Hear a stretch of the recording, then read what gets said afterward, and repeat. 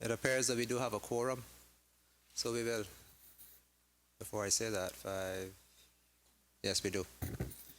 So we will now begin this morning's proceedings, but before I do, we will start with prayer. Let us pray. Father in heaven, Lord, we thank you for this day. We thank you for everyone gathered here. Lord, we thank you for the responsibility that you've given us to perform. And Lord, we just ask that you would enable us to understand what it is we are doing. Give us the wisdom, knowledge, and understanding, Lord. And we pray, Father, for peace and calm within this chamber. And Lord, we just ask that as honorable men and women, we will behave in such a manner. So, Lord, we ask you now for your grace and mercy, that we will be able to deliberate upon the affairs of this nation. In the name of Jesus, we pray. Amen.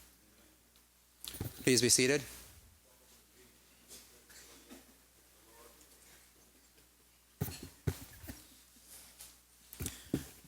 When we adjourned yesterday evening, we were considering appropriation HEA 6, medical services in Cayman Brac and Little Cayman. Are there any questions with respect to HEA 6, medical services in Cayman Brac and Little Cayman for $3,445,158 on page 224 of the annual plan and estimates? Are there any questions? Mr. Chair.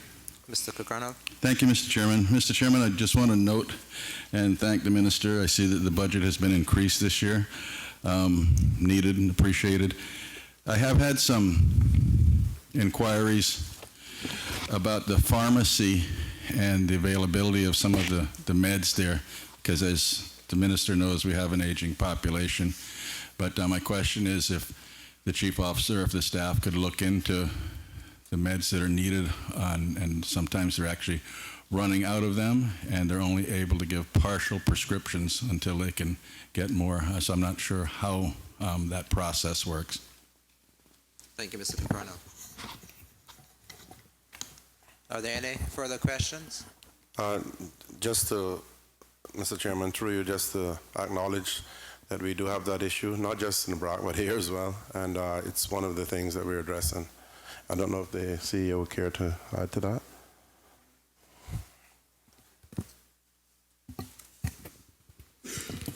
Mr. Chairman, through you, yes, we do acknowledge that there are issues in regards to the procurement of pharmaceuticals here in the Cayman Islands in general, and indeed it's an international problem. There are shortages internationally, and we are constrained considerably with our tender document, but we're working around it as best as possible.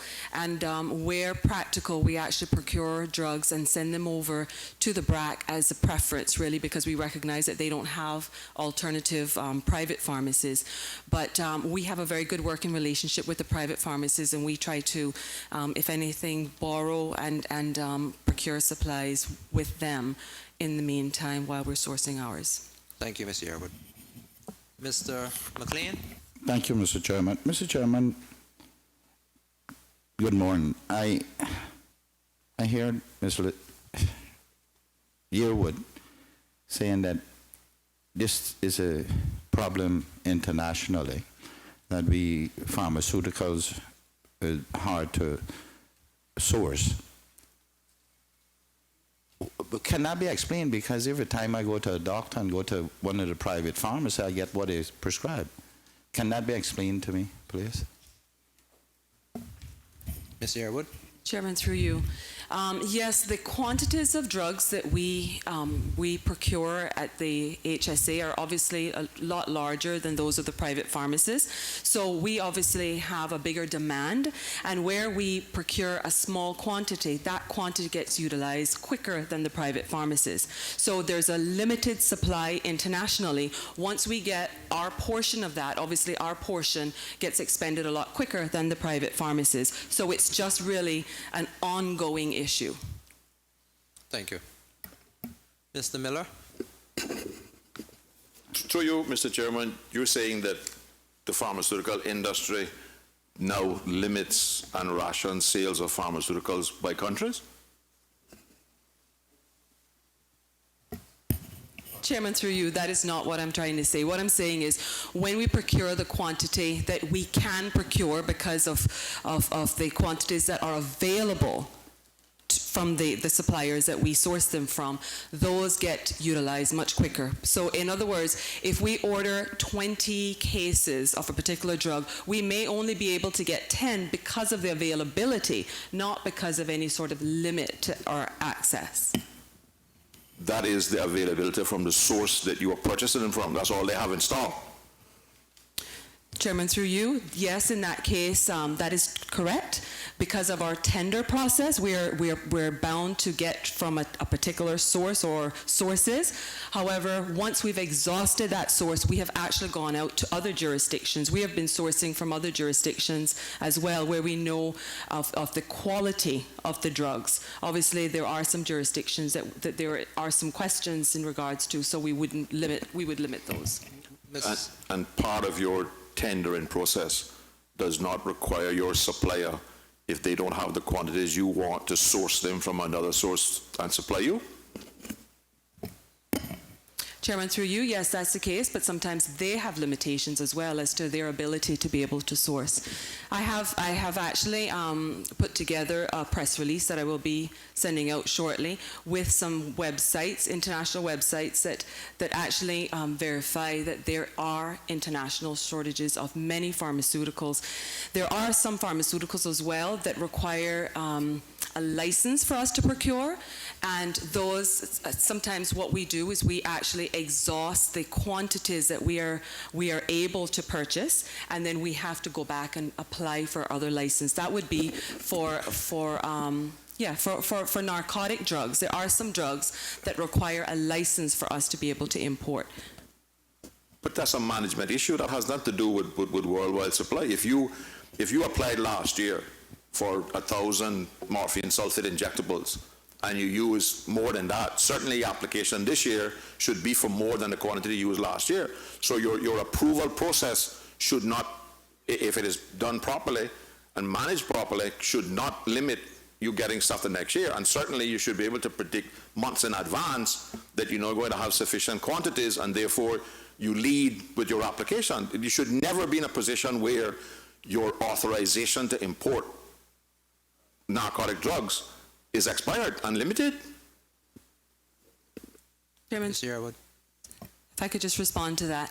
Yes, indeed, we do anticipate what the demand is going to be, but there are some times that we have additional patients that we do not anticipate, and the demand from the private sector as well has increased. Remember, we also have hospice that is now becoming an accepted concept in the community, so the demand definitely has increased beyond what would have been normally anticipated, and we have adjusted those, and we're in the process of procuring the necessary license. Has it ever been a situation where you have applied to the regulatory authorities to import a certain quantity of narcotic drugs, and they have reduced or refused your quantity you applied for? Chairman, through you, not that I'm aware of. Is your ability to procure sufficient amounts of pharmaceuticals limited in any way by your budgetary constraints? What we do have cash flow issues, but we try to work with our suppliers as much as possible in order to ensure that our payables are kept to a standard that is acceptable by them. So the answer really is no, it has not been limited, because we've been working very closely with the Ministry of Finance and the Chief Officer in order to ensure that our cash flow can keep our suppliers to a point where they're content with the continued supply. Thank you. Are there any further questions? Just one more question. What is your lead time for payment? What's your credit limit with your, in terms of time with your selected vendor? Is that part of the RFP? Do you ask for 60 days, 30 days, or 90 days, or 120 days? Mr. Yearwood. Through you, Mr. Chairman, I'm not sure whether that's part of the tender. I would be speaking out of turn to be able to say that, but I know that our turnaround, our payable time is 90 days. But it varies. I mean, obviously they will work with us because, you know, there's some suppliers that we've had a long time relationship with. So it's not a hard and fast cutoff time. Thank you. Mr. Bush? What would be the reason for something as simple as a blood pressure tablet not being in stock for almost 8-9 months, but it's in every other store, every other drugstore around the island? And the people with cynical cards who want to go to our facility at the hospital are having them to go to these other places, get all the paperwork. Why is it something as common as a blood pressure tablet? Why would that be out of stock for a year? Yes, Chairman, through you. Mr. Bush, are you referring to a particular brand blood pressure tablet or a Yes, Mr. particular Chairman, brand? one of the simple ones called Micardis, I think. I've had 4 or 5 of my constituents say that they've gone there. Just And- one particular Yeah, and brand? I've gone and asked for it myself, and it's Ms. Yearwood? Mr. Chairman, through you, I'm not aware of us being out of any particular drug for that period of time. There have been periods when we've been out. Having said that, there are times that drugs are replaced with other drugs on the formulary that are in the same class of drugs, so they could be serving the same purpose, but maybe with less side effects, etc. So I'm not able to respond to that particular drug right now, but I can certainly look into it. Thank you. If there are no further questions, we'll proceed to vote. All those in favor of HEA 6, medical services in Cayman Brac and Little Cayman for $3,445,158, standing part of the schedule to the bill, please say aye. Aye. And those against, no. HEA 10, ambulance services. Mr. Chairman, if you would indulge me, remember yesterday we had a deferred vote on HES 7. Yes, sir. I think I have some prepared answers from the director on those, and I'd like to read them into the record. Okay. One of the questions, and the members who asked the question, I think it was the member from East End, can correct me if I have anything wrong here, but the question was what type of equipment is leased at the landfill? The DEH normally lease a D6 dozer, high track or regular if available, and an excavator 330 or 370 or L400, and a dump truck to meet minimum operational needs. Equipment needs can change monthly based on operational circumstances, which will cause the monthly rental cost to fluctuate. And there was another question, what is the average hourly rate for the rental equipment? The dozer is $125 an hour, the excavator is $135 an hour, the dump truck was $55 an hour. And then there was a question from the page 628 of the annual budget statement in relation to the set-off of rental costs of equipment used at the landfill in terms of set-off against what is being purchased. And the answer given is, from the listed items, there are 2 specific items, A, the water truck, and B, the dump truck, that will defray the landfill rental costs in the next budget. However, rental costs will be further minimized through the purchase of 1 new waste compactor unit this fiscal 13-14 year, the return to service of 1 repaired DEH compactor this month, June 2014, along with one of the DEH's own excavators in July of 2014. It is also projected that the department's D8 dozer should be operational by August of 2014. Subsequently, rental of equipment would be on an as-needed basis during the new fiscal year. Thank you, Minister Borden. Thank you. Mr. Chairman, if I may, are we going back there now? Yes, sir, we can. Okay. He's asked us to. Okay. Mr. Chairman, I'm wondering if the minister can tell us how long these things been out of service and why.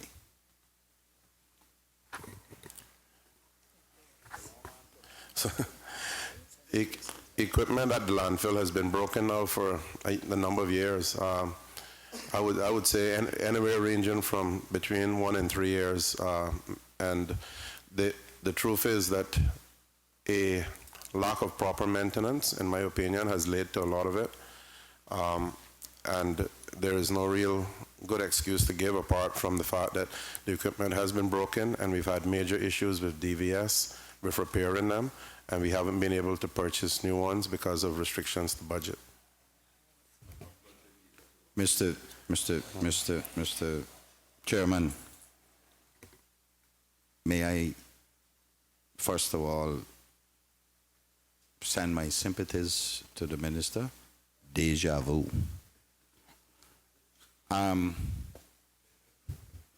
It's no different from when I was there in many regards, in many respects.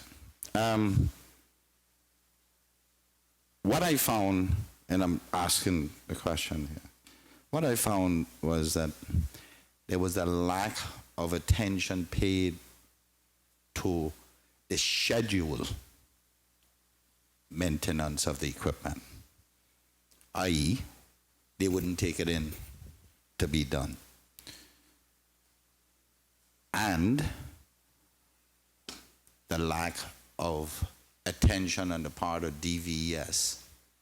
When they pulled the piece of equipment down, they waited for it and forgot about the part coming. What are you doing about that to try and get that back on track and holding people responsible for the destruction of all this equipment? And maybe you want to answer to, no, I don't want it. I want this one, that next one clear. So just do that one. I don't want to confuse the next one with that. Thank you, Mr. McLean, and thank you for those very accurate and relevant observations. The truth is, in all of my public utterances thus far, I have made it clear that people will be held accountable, starting from management down. And we need to understand that it can't be business as usual. We cannot have this in the next finance committee, these same questions being asked. It's unacceptable. We have now hired or in the process of hiring a fleet manager who has good knowledge of equipment and will be able to make sure that things are maintained according to a schedule. At the DVS end, although I'm not responsible for that, the minister responsible there has replaced the head of DVS, and we have I think what we've seen thus far, a much better operation. That was quite a shambles over there. We have a much better operation with Mr. Sims in charge, and we're looking, going forward, at having a purpose-built area at the landfill where we can have proper maintenance on site for the equipment, as well as when it needs to go off-site, where, if need be, DVS can come to us or we need to go to them. But going forward, it will not be business as usual. So I think that your observations, as I said, are spot on. And when you're dealing with equipment, I'm no expert at equipment. You have a lot more knowledge than I do. But what I do know is whatever you have, especially things that are used under stressful environments, they have to be very frequently maintained. They have to be well maintained. And if not, you're going to have a lot of breakage. And breakage is cost, money, and time. So I don't go for that. Mr. Yes. McLean? Mr. Chairman,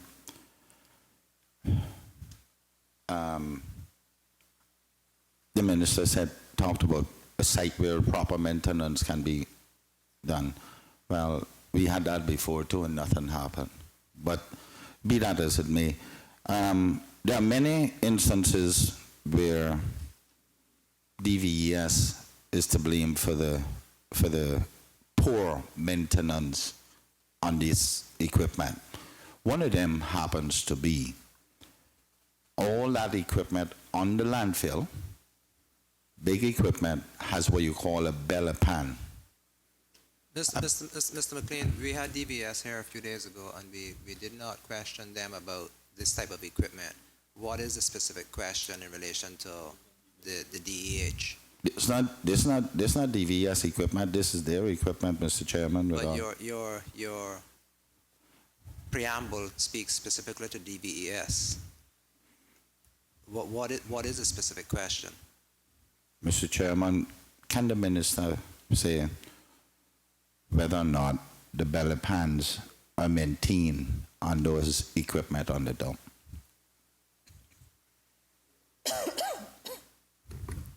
And I'm sure what that is, so I got to turn that one over.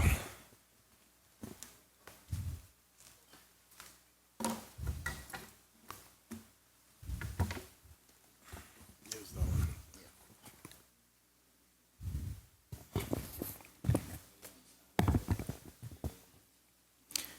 Roy Del Carter, Director, Department of Environmental Health. Mr. Chairman, the belly pan should certainly be part of the regular maintenance that DVS will undertake when they're dealing with the equipment. So I would have to say, yes, it has to be maintained during the regular. I don't know exactly the schedule in which it is done, but it should be as part of their inspection. Thank you. Mr. McLean? Mr. Chairman, I have been to the dump and seen belly pans laying about the place because they're too heavy to replace when they take them off to go under there. That is one of the reasons the equipment is causing problems with it running over the stuff, and it's breaking the hoses and going under there and breaking all kinds of stuff. Be that as it may, can I now ask the minister if he has anyone managing that dump that has experience in dump management? Landfill, if you want to call it that. And that is all encompassing now, maintenance equipment, scheduling, covered, what have you, someone with that experience.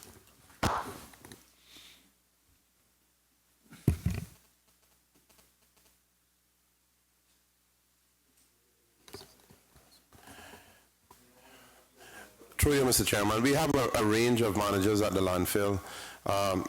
You have the operational managers, and then, as I said, the fleet manager now is coming in, who will take care of the equipment in terms of what Mr. McLean was asking earlier. So I think overall, going forward with the segregation of duties that we have, we should have proper management at the landfill. If not, we have to put, wherever any weaknesses are identified, we'll have to boost them up. But I can tell you right now that the landfill is a long ways from where it was a year ago, and it's improving on a daily basis. Mr. Chairman, can I ask the minister to remove the people on the dump that is doing the physical management thereof, but the overall management, whether it's the director, deputy director, who is managing it from that position, and if they have experience?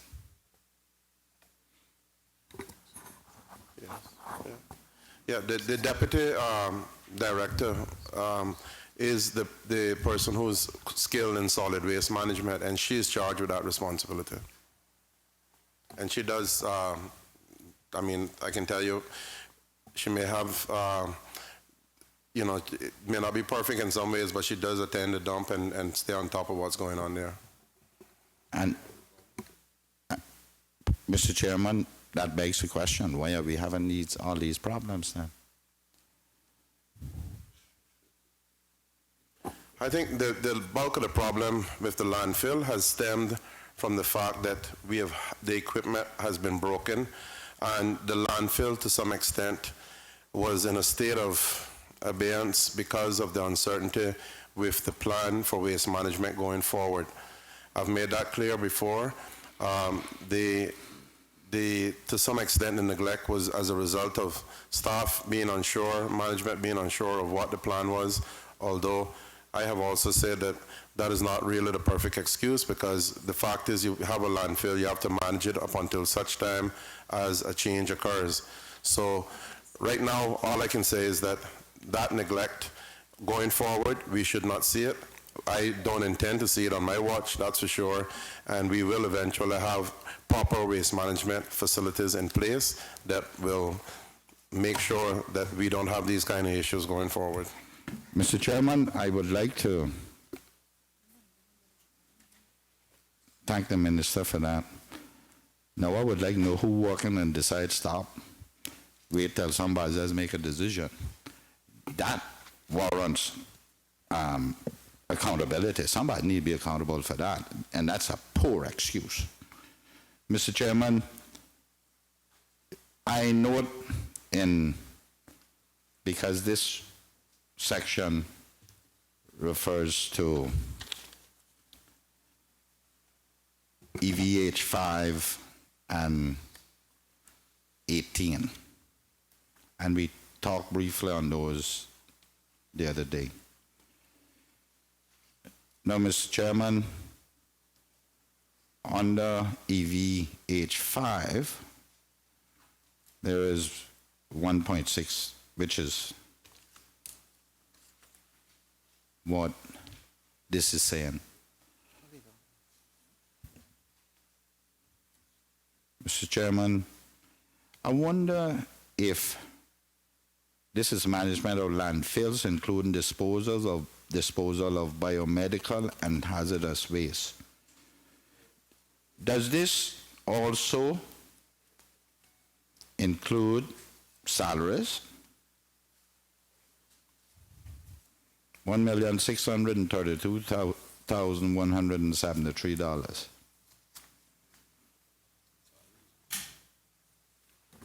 Yes, sir, that's the cost of the entire output.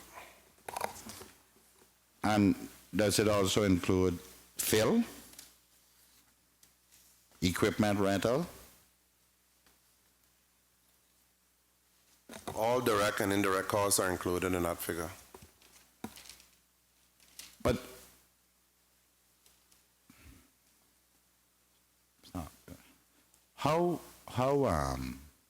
when do we expect the new equipment to arrive? We said, I believe some of them were August, July and August. Expected arrival dates are August, September. August and September. So there will be no rental after that. As I read earlier, on an as-needed basis, because there are some equipment that will probably still be deficient until we get it up to full complement. So are we making provisions in here for rental equipment, or?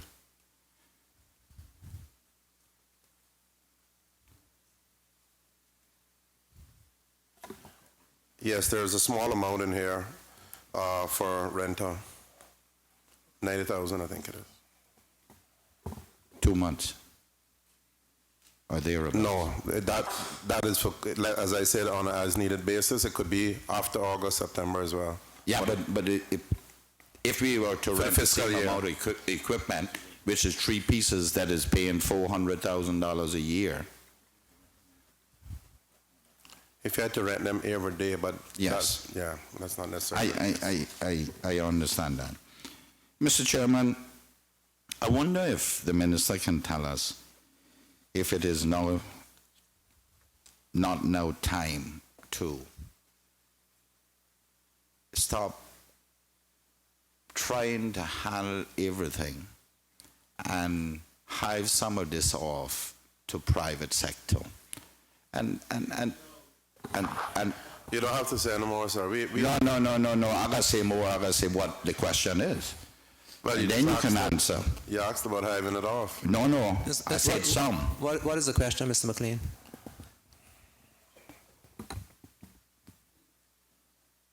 Hiving off the processing of metals, vehicles in particular, where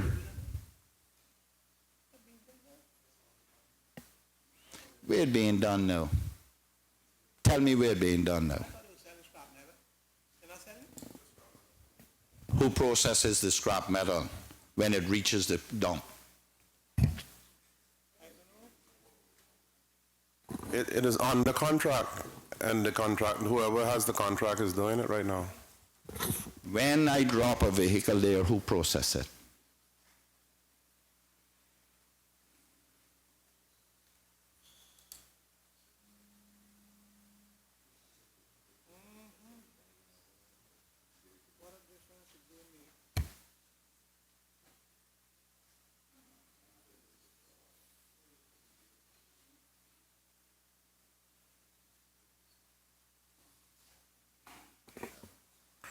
When you drop off a vehicle, it is stored on the landfill site until such time that it is processed by the contractor. Thank you. I am asking, Mr. Minister, is it not time to remove that processing from us? Because that is cost, that is labor, that is machinery, that is management of all that. Is it not time that we find some place there where we put them over one side and the private sector who is involved in this kind of business comes in and removes them, and then we won't have the cost of managing and processing them? What we're going through now, member, is all stuff that will be fleshed out in the outline business case that we're about to embark on. This will be a comprehensive and integrated waste management solution, and all of what you're saying, you're absolutely right, but it's all part. We don't want to do it in a disjointed fashion. Let's do it on the plan and move forward with that plan. Mr. Chairman, I hear the minister, but I am saying that that can be a part of the plan, but we can start it now. We can start now. Those cars come in there, we have to manage them. Put them out one side and make these people come in and take them away. We are keeping them there, they're blocking up the place. Once every 2 years we send out RFP. That's what I'm asking. Why can't we do that now and we'll have a workable space on the dump? Okay, so you're suggesting that these vehicles be placed away from the dump then? Not come into the dump site at all? Absolutely, because all it's doing is cluttering up the infrastructure, and put it on one side and let the private contractors come and take it off. We already got $250 for that disposal of that vehicle. When it gets in, put it on one side, let them take it away. And it won't get into your landfill where you have to provide space for it. One way or the other, it's going to end up on government property. And you're going to end up very likely then with a situation of planning encumbrances and all that if you're going to go outside of the compound, because then you're going to have a planning issue, more than likely, where you're going to put it over on another piece of land. I don't know, I'm just saying. Right now, it is put there, and the way it is now, it's fairly well organized. They have it off to one side. And I don't think at this time, really, it's not causing us that much of a problem at the landfill. It's a lot less than it was. And they're shipping it out all the time, so hopefully we'll get on top of it, because a lot of this stuff is still livenized stuff. You know, And Mr. Chairman, I hear the minister, but what it'll do is it'll make the private sector make a little profit and less expenditure for government. You got to advertise this thing, you got to have people review bids and what have you to get it off your landfill. Give it to the people. Let's get rid of it. Okay. You already got $250 for it and you won't even be utilizing that. It'll drop right there by the gate and the people come and take it away. Going to some agreement with some of these, it must be about 5, 6 of them around here that is doing this. And then our expenditures of managing it and shifting it and piling it up, and we can be using our people to do something else. point taken, Mr. Thank you, McLean. Mr. McLean. If there are no further questions, we'll proceed. Mr. Miller? On a different aspect, sir. Can the minister say whether the daily garbage is being covered and what is being used to cover it and what is the depth of the coverage?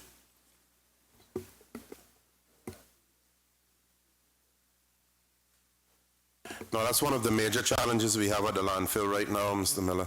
It's not being covered simply because we do not want to cover uncompacted material, and that's why we have a fire risk.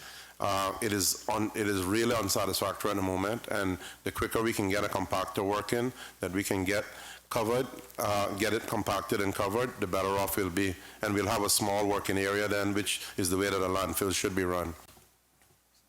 So largely uncovered at the moment, except with temporary, the spray material that they use to cover. To you, Mr. Chairman, Can the minister, just for the benefit of the listening public, tell us what the compactor is?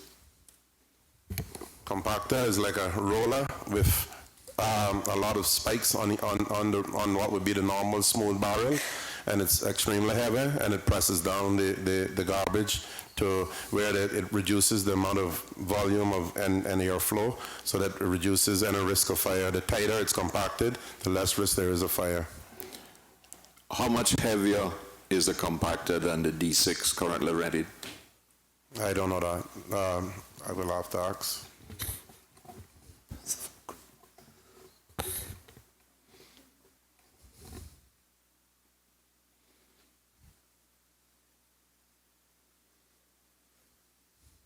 The director is advising me that it's a significant difference.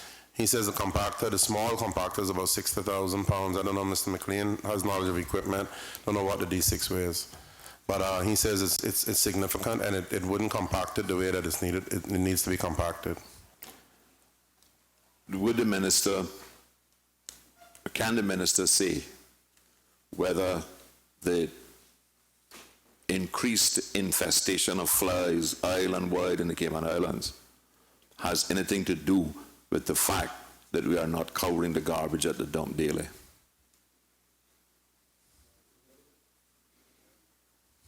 Mr. Miller, Mr. Borden has said that he cannot answer that question. In other But words, he got his technical man, so he should be able to answer it.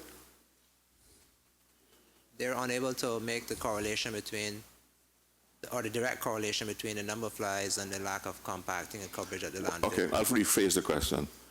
Did the minister or his technical advisor say the fact of not covering garbage, especially carcasses and stuff from the abattoir waste on a daily basis, leads to the breeding of flies?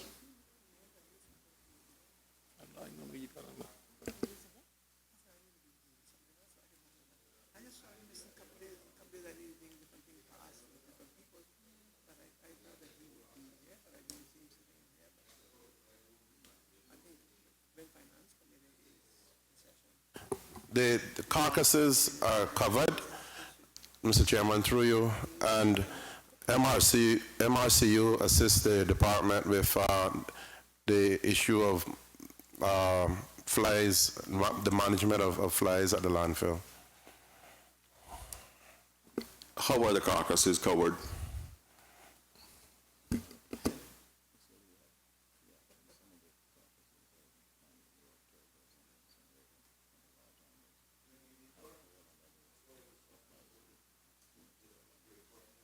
Okay, some are incinerated, the smaller ones, and the larger ones go into a hole, which I've seen for myself, and then they're covered with a limited amount of fill on a daily basis.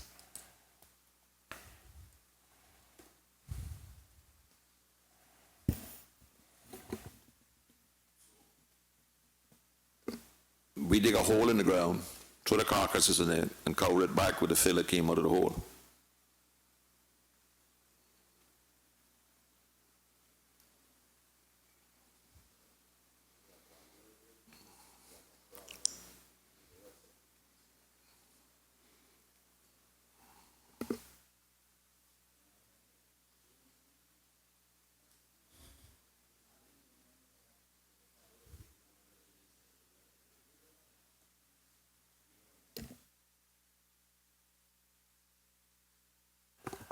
Okay. I'm advised that the holes are dug in what they refer to as cured areas, so that you're not digging into an area that would have been used recently. And you put the carcass, the stuff that has come out of the hole goes back over it, and you also use some new fill along some mulch to cover that.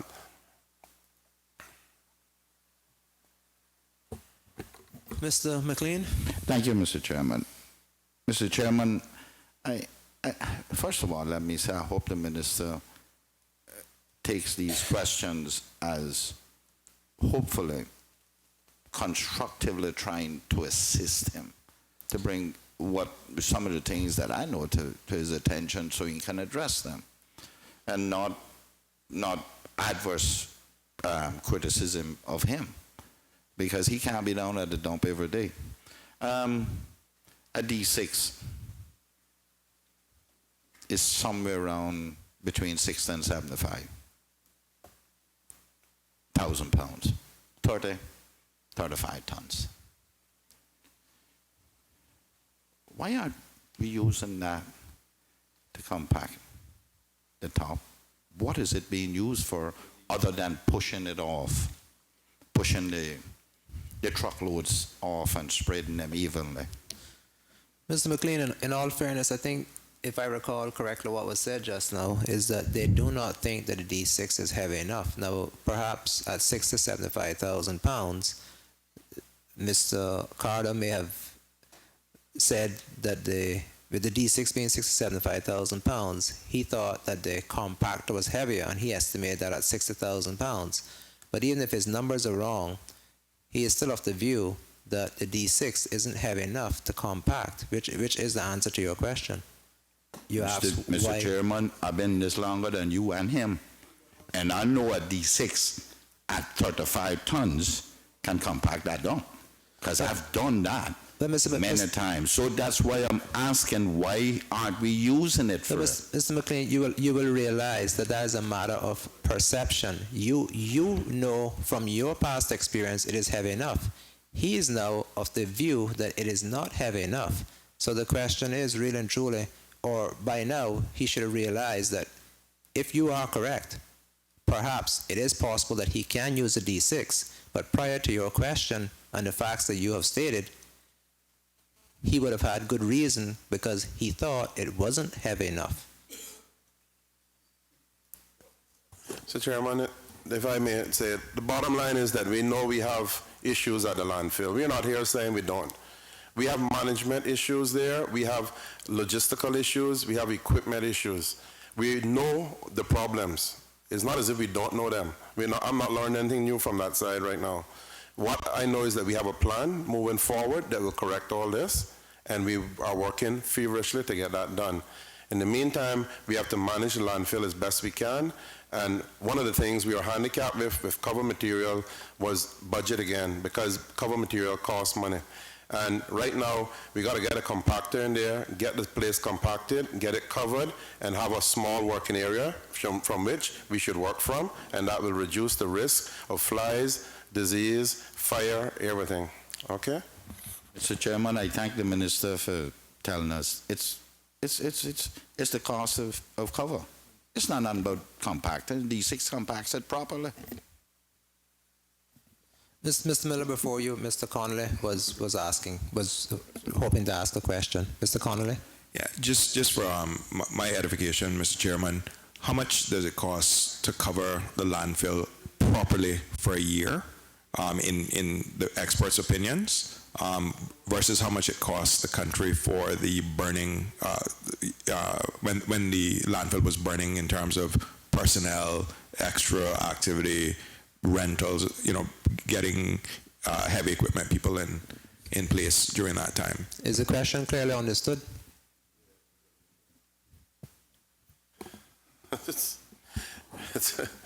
Oh boy. That question, the fact remains that if you didn't have a budget to do the covering, you didn't have a budget to do the covering. That's the bottom line. What it cost us to remediate after a fire is a whole different thing, and those funds are coming from somewhere else. We have a situation that right now is really not ideal, and we appreciate that, and we're working hard at it. But we do not know what it would cost to cover. I can't sit here and tell you what it costs to cover the landfill a year. That's a really difficult one. We don't have those stats in front of me, and I don't think the director himself knows that right now.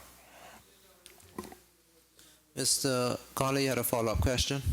Yes, sir. And then a follow-up to that observation by the minister, if I'll be allowed. I'm a firm believer, especially when we're dealing with the people's money, that an ounce of prevention is worth a pound of cure. If we know these things are there, and it's so important because of the risks of fires, surely we can try to justify those numbers in the budget process, because like the minister said, we have to find that money from somewhere in a knee-jerk reaction situation.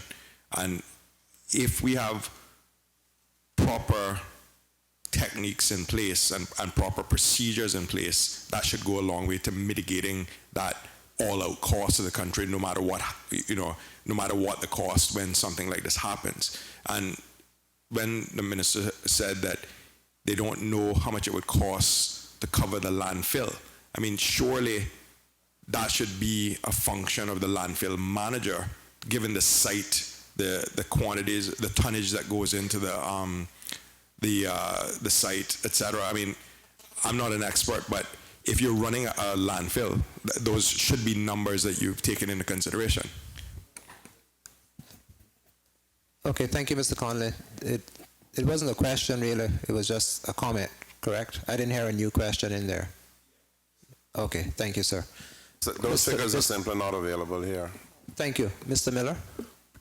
Through you, Mr. Chair, can the minister give the Finance Committee and the House assurance that adequate provisions is made in this 3.193 million to provide proper coverage for the landfill in the next financial year?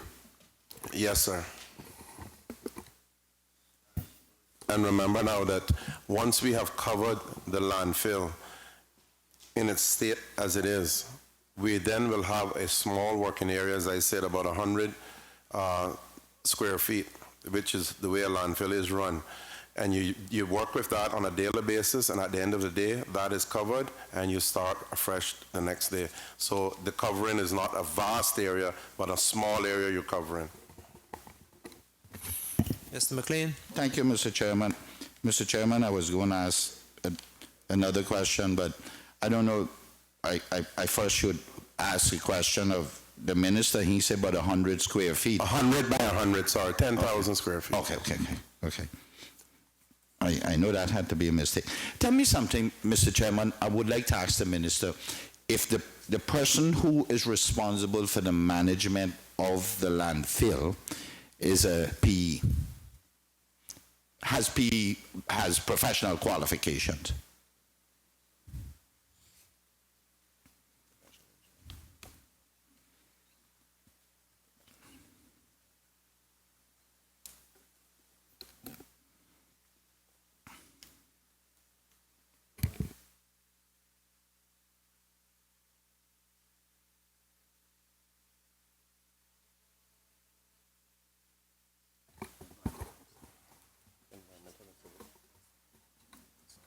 The person has a doctorate in environmental and civil engineering, but not the PE qualification.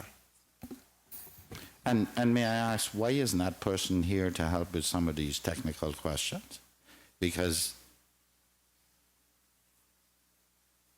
I mean, that's an obvious question.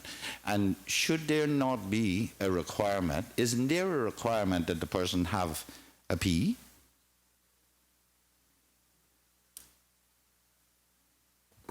Preferred, but not required.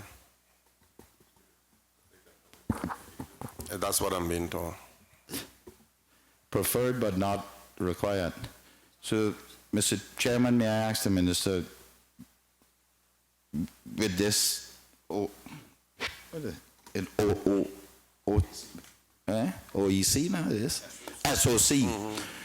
Now, will you be required to engage a PE?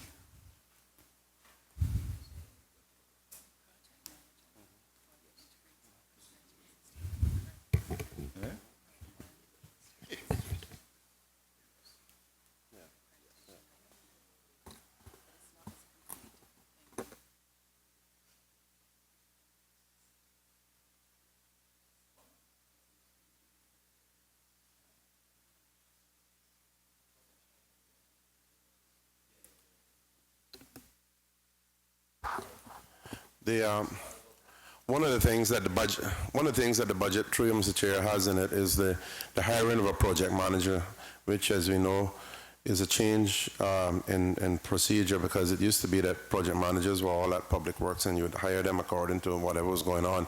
Now the ministry has to hire a project manager to do large projects.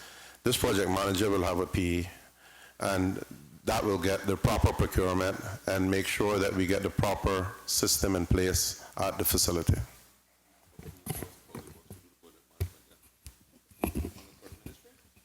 Is there another? Is there a Mr. follow-up Chairman, question?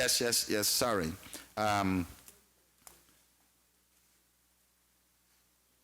Will that be where your advice on your waste management come from then?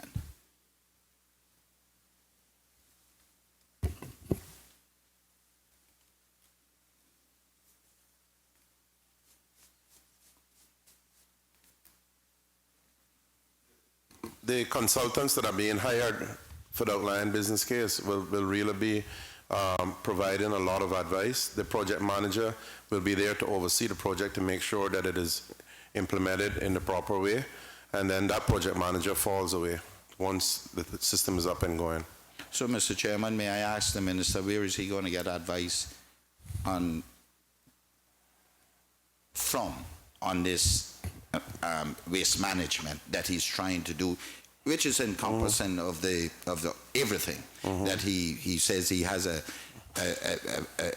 looking at a comprehensive plan. Where will you get professional advice from to make your decision then? The project manager is required to give that advice up until the time that they move on and the system is up and running by a proper firm that's been hired to run the landfill. As DEH should be able to provide as well a certain amount of technical advice to me. So all in all, I shouldn't be lacking advice. Mr. Chairman, I just got to make sure I have the right people in place. Precisely what I'm coming to. Does it not mean then, since it's so important to have a professional engineer, PE, for that project, does it not, in your view, Minister, follow then that you should have one now? In due course, sir. Because there weren't any professionals on the SOC, professional engineers I'm talking about. On the SOC, as I recall, the committee didn't have any professional engineers, did they? The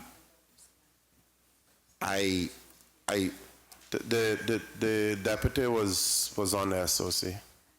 She provided advice. But she's not a professional engineer. Mr. McLean, I think we've established that she isn't a professional engineer. We've established that she's not a professional engineer, and we have deduced from your comments that you think that one should be on staff. I will ask the minister to take that into consideration, and given the constraints under which he's working with respect to recruitment in the civil service, if he deems it necessary, then perhaps through the chief officer and the deputy governor to determine that it so be done. Is there a follow-up question, Mr. Miller? Mr. McLean, is there another question? No, Mr. Chairman, I thank you very much for asking me if there's another follow-up question. I'm in the lime tree again today. Okay, all those in favor of HEA 10, no, sorry, this is HES 7. HES 7, collection, recycling, and disposal of waste for $3,193,711 standing part of the schedule to the bill. Please say aye. Aye. Those against, no.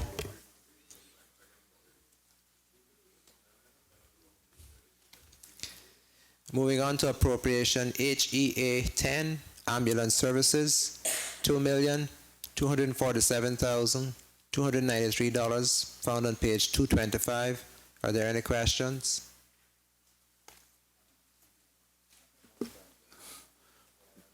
Through you, Mr. Chairman, there's no income associated with this, or is it reported somewhere else? Some of the insurance plans would cover ambulance service. Are the insurance companies that provide this coverage billed for it?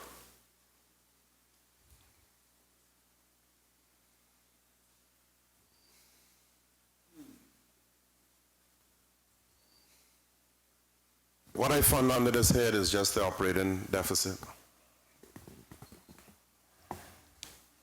So what is the total operating cost then?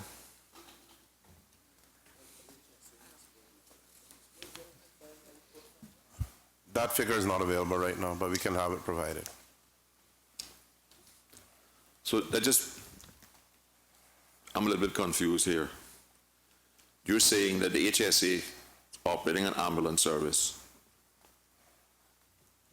and whatever they don't collect, for whatever reasons, the government funds it by a gift in the budget? It's a national service, so it's an expense, and we fund whatever is left. So we have a country that health insurance is mandated. The government provides Cineco to pay for those people that can't get insurance other places or can't afford it. We spend $19 million to fund the health care for the indigent, and we are not recovering from those collectively the cost of operating an ambulance service. Are we billing the wrong amounts, or what are we doing?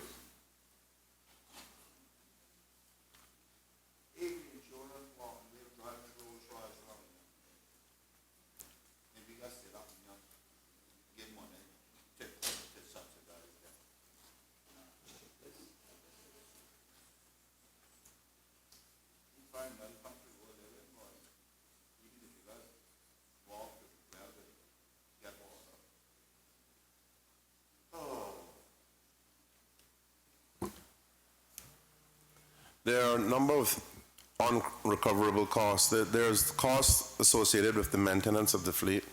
There are costs with uninsured people, and so not everybody you're going to recoup from insurance. So this is what that figure relates to.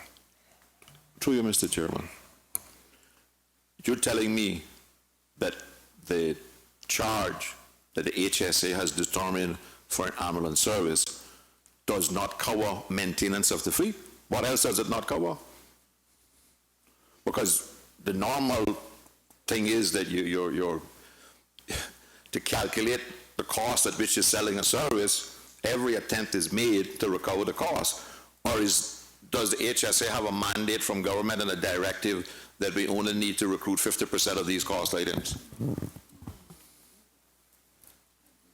Chairman, I'm going to have the CEO answer these questions.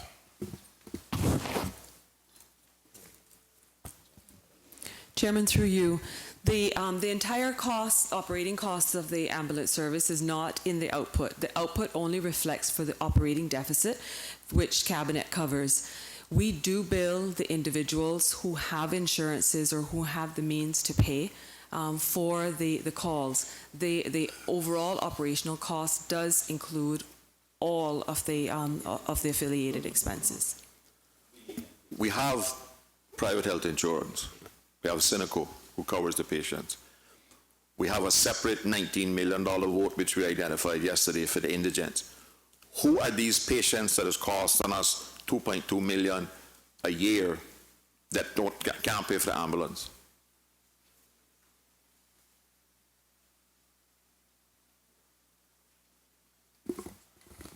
The reason this is done this way, Mr. Miller, is that if these costs were wrote in, we would end up with inflated insurance, and that's what we're trying to avoid. You're trying to, well, you might be trying to, Higher Minister, insurance, it would result in higher insurance premiums. certainly that wasn't a consideration when they were doing the other adjustments to insurance a year and a half ago, right? And does the HSA have a responsibility to government to price their services at what they cost?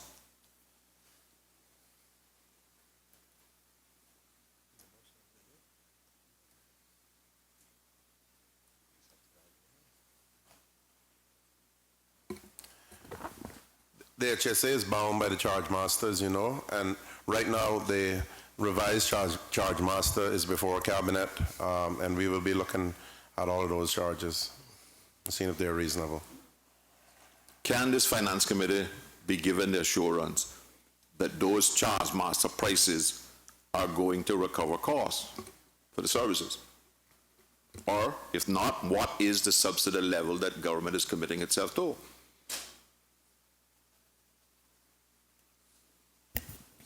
Mr. Miller, I think, if I'm understanding what's happening here, the figure that is reflected is the subsidy that the government is committing itself to, the $2,247,293. I think perhaps what should have been reflected in this budget is a note that would explain the total cost of operating and then reflect the third-party revenues and then identify that the $2,247,000 is in fact the cost to the government, if I'm understanding correctly what is being said.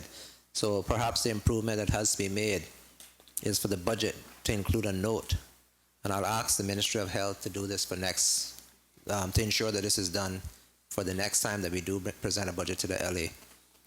That they include it, as is done in other ministries as we have seen, provide a note at the bottom of the output page stating the total cost of the service and the third-party revenues, so we can differentiate between what does it cost and what revenues are being received. With the greatest of respect, Mr. Chairman, while I agree with you that that would be good information, that is not going to address the cause problem. If the cause problem is that we are not pricing the ambulance services to the tune of $2.2 million per year, we need to address what is the cost of the service. Ms. Yearwood? Mr. Chairman, through you, I think we have to recognize the fact that there is a cost to providing the service that isn't necessarily going to be recouped through the cost of every ambulance call, because we have to provide that service. That service has to be available 24 hours a day, whether there's an ambulance call or not. So there are fixed costs to providing that service. So yes, indeed, we are reviewing the cost of the individual ambulance calls, and that is something that the Cabinet is considering at this point in time. However, there are fixed costs that are not recoupable because we need to ensure that that service is provided at all times. Through you, Mr. Chairman. Is the CEO suggesting that they have no interest in recovering the fixed cost, whatever that happens to be, in a charge that is made for the service?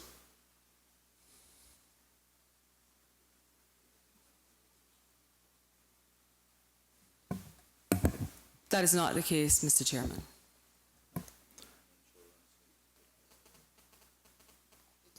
Is it possible to provide now a breakdown of how many ambulance calls are paid for and how many are not paid for, which this $2.2 million is supposed to provide?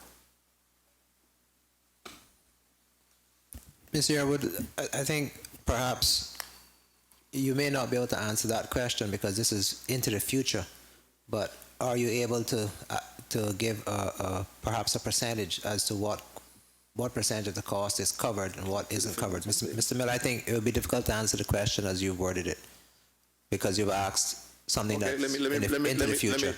Let me reword it. How many ambulance calls is this $2.2 million expected to pay for? I think, is that the three? It's not just calls, it's a service that's being provided.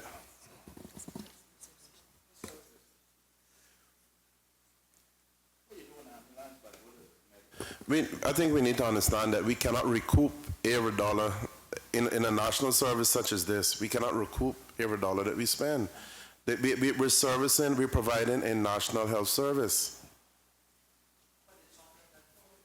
It's under an authority, but the more we hike prices, the more screaming we're going to get. Government ends up having to carry some of the burden. That's the bottom line. That's what this is. Made $10 million profit.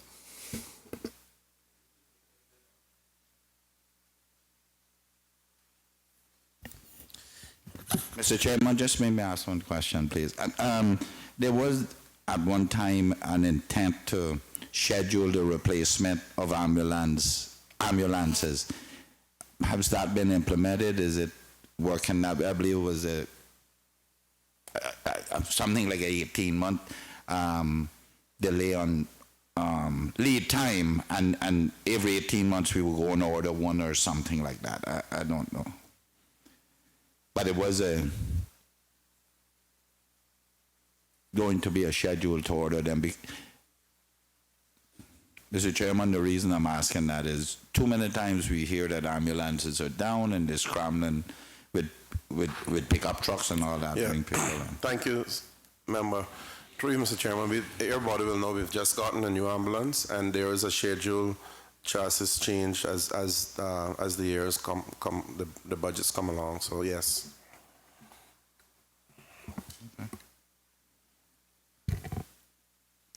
Mr. Miller. Through you, Mr. Chairman. Can the minister state what the government's policy directive to the HSA is on what portion of the cost the government is prepared to subsidize?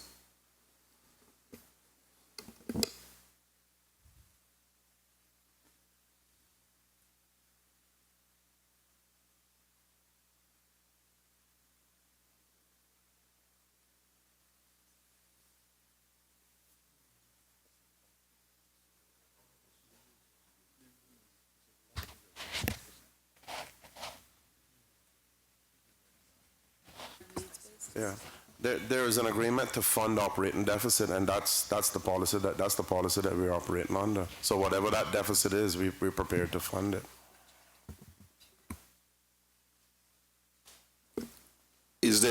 Does the minister have any way of evaluating that deficit in terms of efficiency for what they're doing, and whether it's a real deficit or the deficit could be reduced? And what are the policy margins under which that deficit is funded?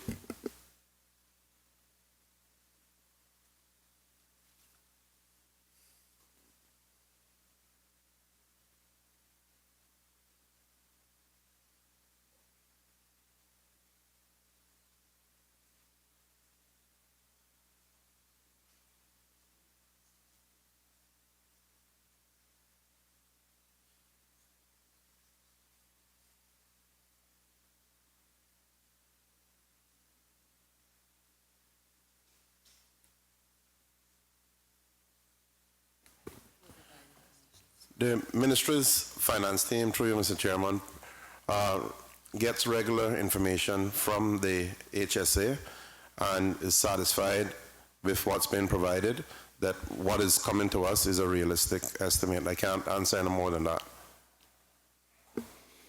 Through you, Mr. Chairman, I wonder if the minister would provide me with a copy of that policy directive to the HSA board. There's no policy directive to the HSA board. It's simply an agreement to fund operating deficit.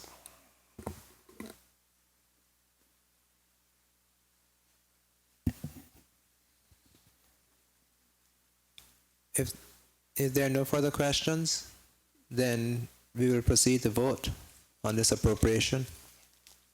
So all those in favor of HEA 10 ambulance services for $2,247,293, standing part of the schedule to the bill, please say aye. Aye. And those against, no. HEA 11 services at district health clinics, $2,242,947 on page 226. Are there any questions? Yes, Mr. Chairman. Who would like to go first, Mr. Miller, Mr. McLean? I'll give Ian before you. Okay, Mr. McLean. Mr. Chairman, thank the member for Northside from that now. Mr. Chairman, maybe he needs to go because I lost my Time. page. You want page 370, Mr. McLean? I noticed that the services for the Northside District Clinic have been almost doubled, but the services have been reduced. I wonder if that could be explained to me. Actual for 2013-14 is $72,994. Budget 2014 is $139,453. But the doctor's clinic visits and the nurse clinic visits have been reduced. What is the reason for the increase? Mr. Chairman, through you, I'm not aware of any decrease. In fact, I know that the home visits in the North Side District have increased considerably over the last few months. We have had a new member of staff who has made it her business to go into the community and do more home visits. So the services have not been decreased as far as I'm aware. Through you, Mr. Chairman, can I draw the CEO's attention to page 370 of the purchase agreements? 371. 371, and it says, actual doctor clinics visits, 2013, 106. Budget doctors visited, 95 to 102. When I went to school, that was a reduction. Number of nurses clinic sessions, 560. Actual. Budget, 2014-15, 480, 510. That's a reduction of 50. And the East End District has nutrition counseling sessions. We don't have none. I think that's a reduction in service. I will agree with the CEO that had been increased. I had a lot to do with that by going to talk to the nurse myself.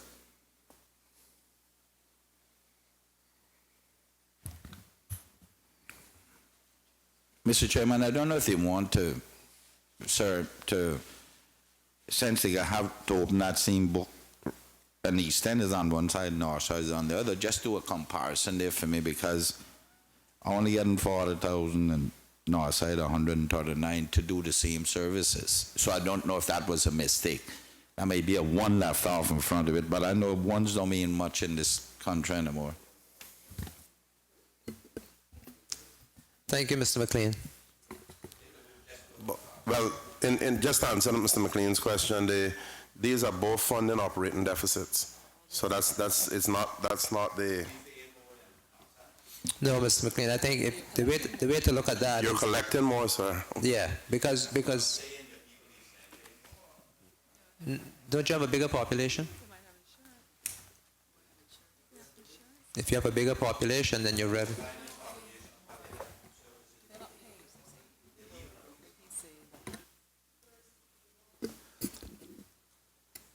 You are saying that we are. I go on what's in the book here. Okay, I go on what's in the book here. Look at the book yourself. Read the numbers. You are saying that the difference in the cost is because you're having to increase the subsidy for the Northside Clinic. I am saying I don't understand why you need to increase the subsidy if the nurses' clinic sessions are going to be reduced by 50 visits. It should be less. And why, forget the money then, why are you reducing the projected nursing visits clinic in Northside when I have fought so hard for the last 6 months to get them increased?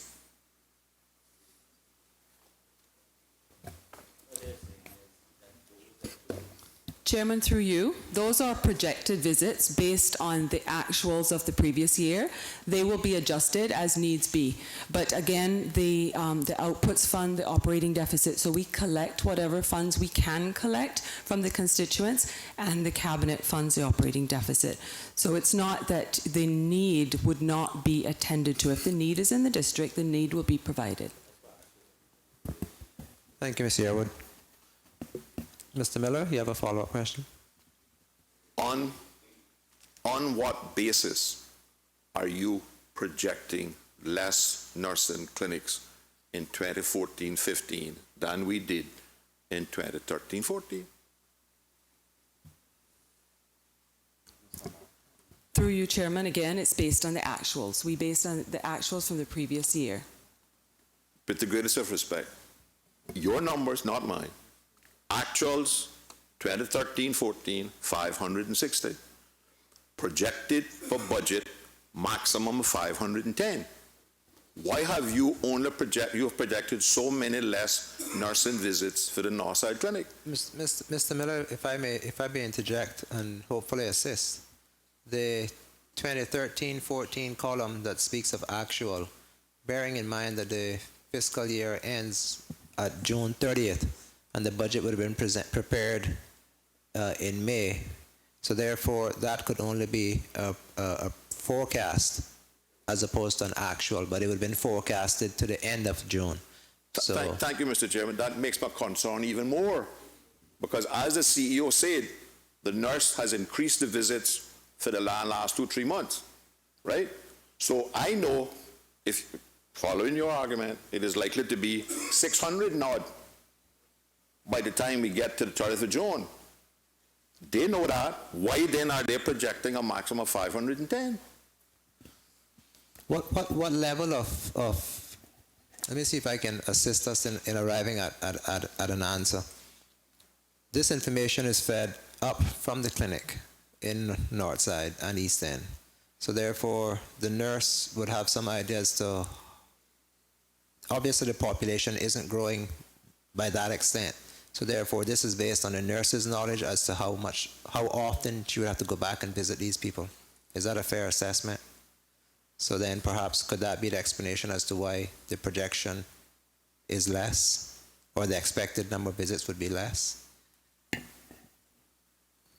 Mr. Chairman, it really is dependent on the need of the population at the time, because there are some individuals who have chronic illnesses, and the demand will differ from time to time depending on the need. So it's based on the detailed knowledge of the nurse in the clinic and in the district. That's correct. Okay. Mr. Miller, does that help? Not really, sir, but just look at page 369, the Bordentown District Clinic. Every single one of their budgeted projections is above actuals.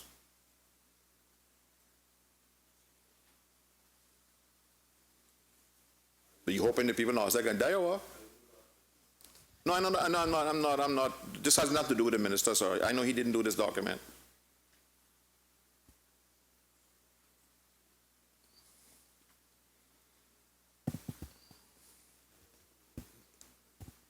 Was there a question in that, sir? That was more of an observation. Was there a question? Mr. Chairman, forget it. Did it?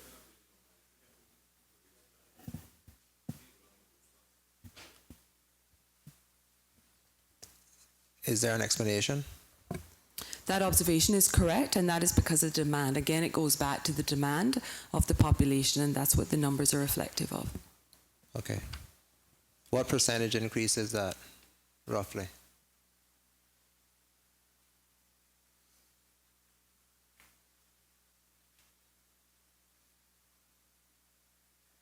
Approximately 25%, roughly. Okay, and we are looking at it is the fastest growing district in the country. So that, you're not going to have a precise answer, but some of the factors to be considered is that is the fastest growing district on the island. So, all right, are there any further questions with respect to HEA 11? Mr. Miller?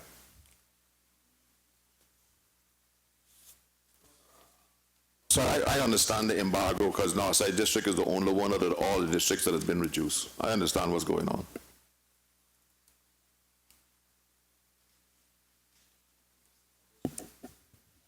Mr. Chairman, let me again assure the member that if the services are required in the Northside District, they will be provided and they will be accounted for at the next output. And I can assure you there's no embargo for the Eastern districts. Thank you. If there are no further questions, then all those in 1, 2, 3, 4, 5, 6, 7, 8, 9. We do not have a sufficient quorum to take a vote, so we'll have to move on to the next appropriation. You need 10. Moving on to the next appropriation, HEA 12, Mental Health Services, for $815,364 found on page 228 of the annual plan and estimates. Are there any questions? Mr. Miller? Through you, Mr. Chairman, to the minister. is there any plans by the ministry to require mental health to be treated as a disease by the insurance companies and provide cover?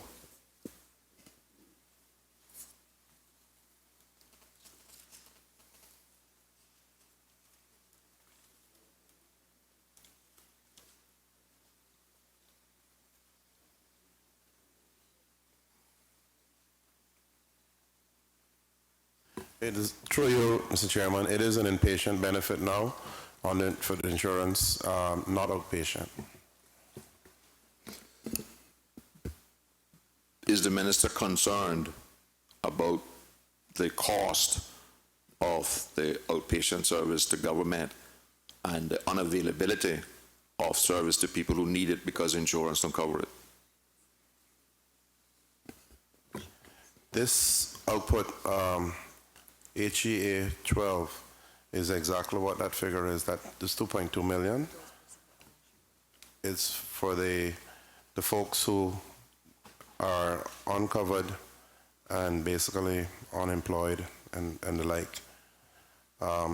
Certainly it is $2 million and we are concerned about it because at the end of the day it's an expense to government. But in such a case it is difficult in most times for coverage to be put in place.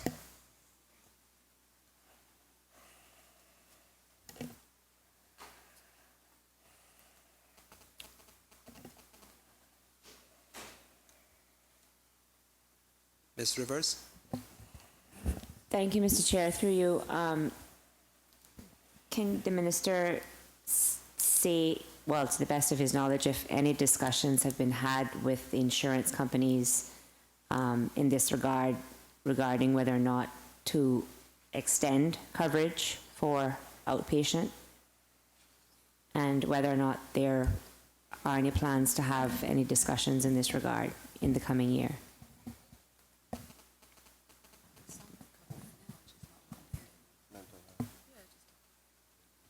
Mr. Chairman, through you, there are some private insurance companies now that cover mental health outpatient benefits, but I think what the minister is saying that there is no mandate to ensure that they do from an outpatient basis, but it is included in the standard health insurance contract as a requirement for those providing that contract.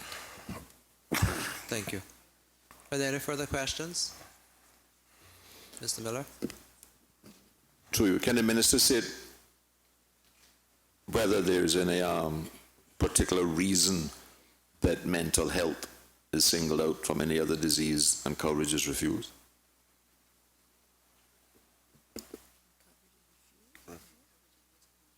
Mental health. Why is it refused? Why is it singled out and refused?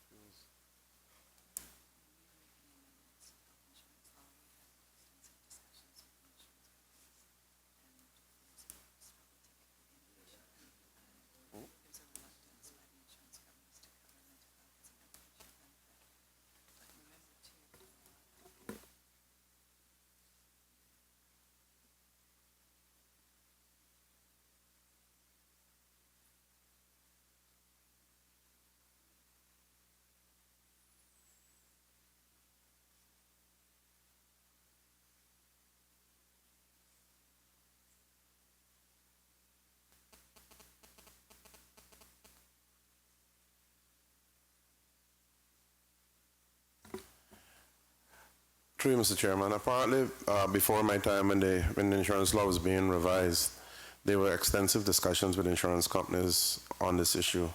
And there was, according to the insurance companies, they had major difficulties with rating this service, this coverage. And as a result, there was a reluctance to offer a certain amount of it. A lot of these people, though, are covered, are DCFS clients and are covered under the indigent and cynical. But it's an ongoing battle, I guess, with insurance companies in this area to see exactly what can be done to ensure that as many of these individuals are covered as possible. Thank you, Mr. Bowden. Is there a follow-up question? If there are no further questions, we'll proceed to vote on this appropriation. So all those in favor of HEA 12, Mental Health Services, $2,231,204 standing part of the schedule to the bill, please say aye. Aye.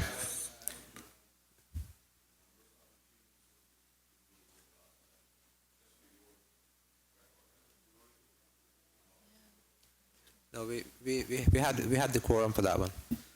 And now that we have a quorum, we will return to HE 11 and take the vote on that as well. So all those in favor of HEA 11, services at district health clinics for $2,242,947, standing part of the schedule to the bill, please say aye. Aye. And those against, no. HEA 16, geriatric services, $815,364 on page 228. Are there any questions?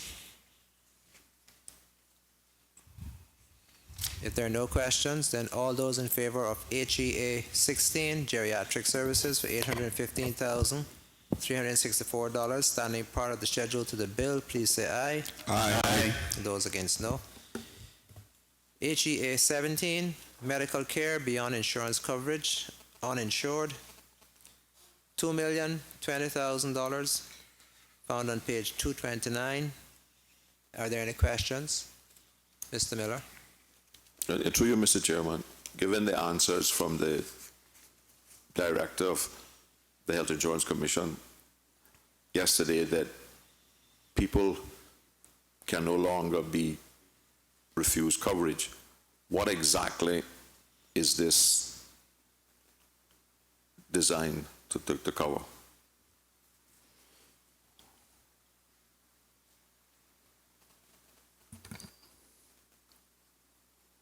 If through you, Mr. Chairman, on page 229, I think the member would be looking at the provisions, the description at the top outlines the people that are covered under the section and refers to uninsured children, which include general practice, special clinical visits, emergency medical care, diagnostic and therapeutic support services, and inpatient care for children under 18. Also, provision of medical care for pregnant women beyond insurance coverage, which includes specialist clinic visits, emergency medical care, diagnostic and therapeutic support services, and inpatient care, and provision of postnatal and family planning services to uninsured, underinsured Caymanians, including spouses of Caymanians beyond insurance coverage. The service provides clinic visits, family planning services, and methods. So that's what this section is all about. So it's a case of where there may be insurance, but the copay is something that they can't afford to pay, and or the SHIC plan and the benefit goes beyond the SHIC plan. Mr. Miller, you have a follow-up question? No? Are there any further questions? Mr. McTaggart? Just curious to know, how does one access this this funding for patients? Mr. Chairman, through you to the member, we have a similar assessment process at the HSA that DCFS or the Department of Needs Assessment Unit will engage in. So we have patient financial officers that would go through a means test with the individuals, because there are some individuals that that do not want to go to the needs assessment unit to go through that more lengthy waiting time in order to access that service. So we engage in the same assessment of means at the hospital for a limited number of people. If there are no further questions, we will proceed to vote on this appropriation. So all those in favor of HEA 17, medical care beyond insurance coverage for the uninsured, $2,020,000, standing part of the schedule to the bill, please say aye. Aye. Aye. HEA 18, school health services for $1,430,445, found on page 230. Are there any questions?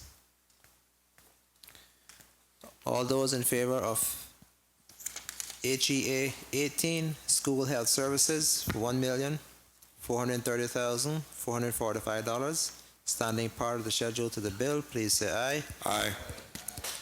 HEA 19, medical care for chronic ailments, $775,608, found on page 231. Are there any questions?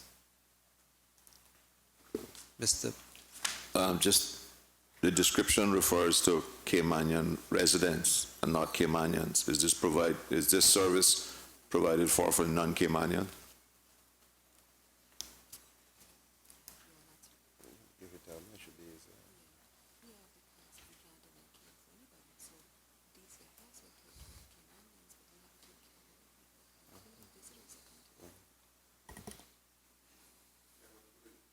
So Chairman, through you, yes, this is coverage for all residents because there are people, sometimes even visiting athletes or visiting, just visitors that may need assistance. And we can't deny care on island.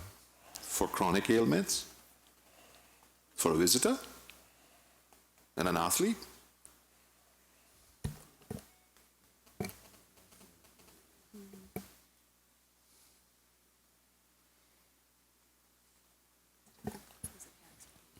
It's, for instance, you have a visitor with cancer. We can't deny them care, and they may not. It's a decision that that has to be taken at the HSA.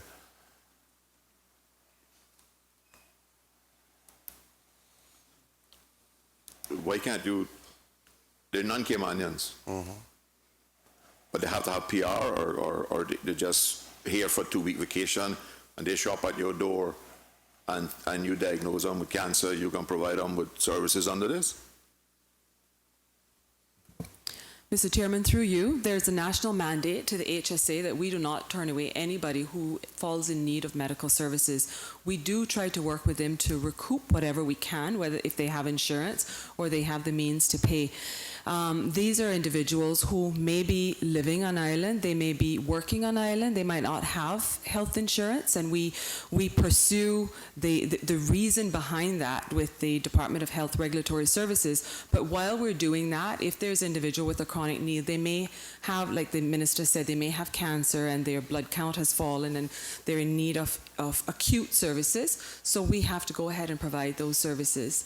And obviously, this is a very vulnerable population, so we have Caymanians in there as well, but there are some others that are resident in the Cayman Islands that may not be working because of their chronic illness, and those individuals would be covered under this output. Well, how do these people become residents? Under the immigration law?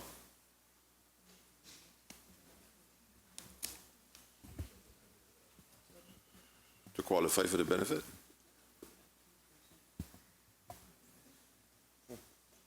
Mr. Chairman, I'm not sure if I understand the question. Mr. Miller, could you repeat the question? Part of the problem, part of the requirement to be resident here is either on a work permit and you're working, or you have qualified under one of the financial requirements. Most of those financial requirements require up front that you have health insurance. It's one of the basic requirements.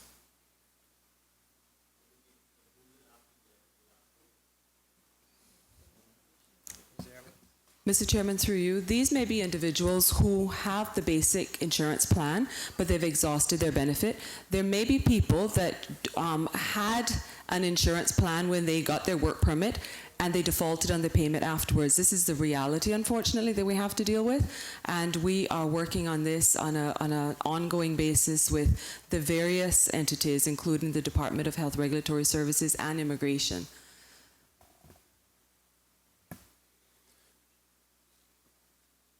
Does the Department of Regulatory Services follow up to find out whether this person who is unemployed but doesn't have insurance, and how many people, if any, have been prosecuted for not providing the health insurance?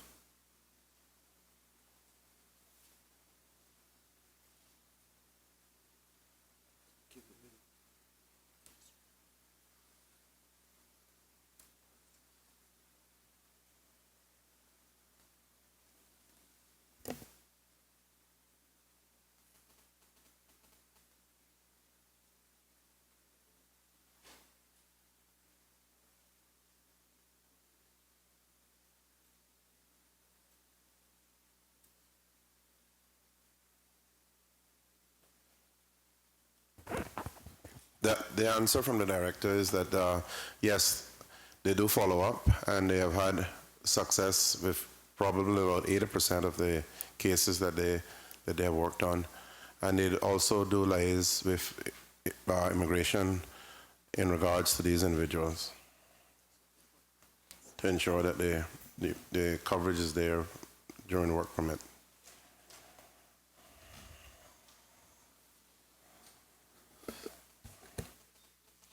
Okay, if there are no further questions, then we will proceed to vote. All those in favor of HEA 19, medical care for chronic ailments, $775,608, standing part of the schedule to the bill, please say aye. Aye. Those against, no. I am aware that some of you may have engagements around the lunchtime period, so we will, it is now 12 p.m. or 12 noon, according to that clock in the chamber. We will work until 1 p.m. We will take our lunch break at 1 p.m. If anyone needs to leave before that, by all means, they may do so, provided we do have a quorum. HEA 20, Public Health Program, $1,580,576, found on page 232. Are there any questions?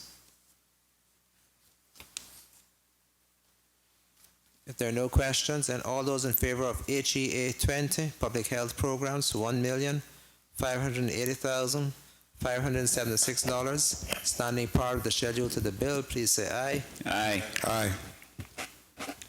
HEA 21, Medical Internship Program, $150,000, found on page 233. Are there any questions?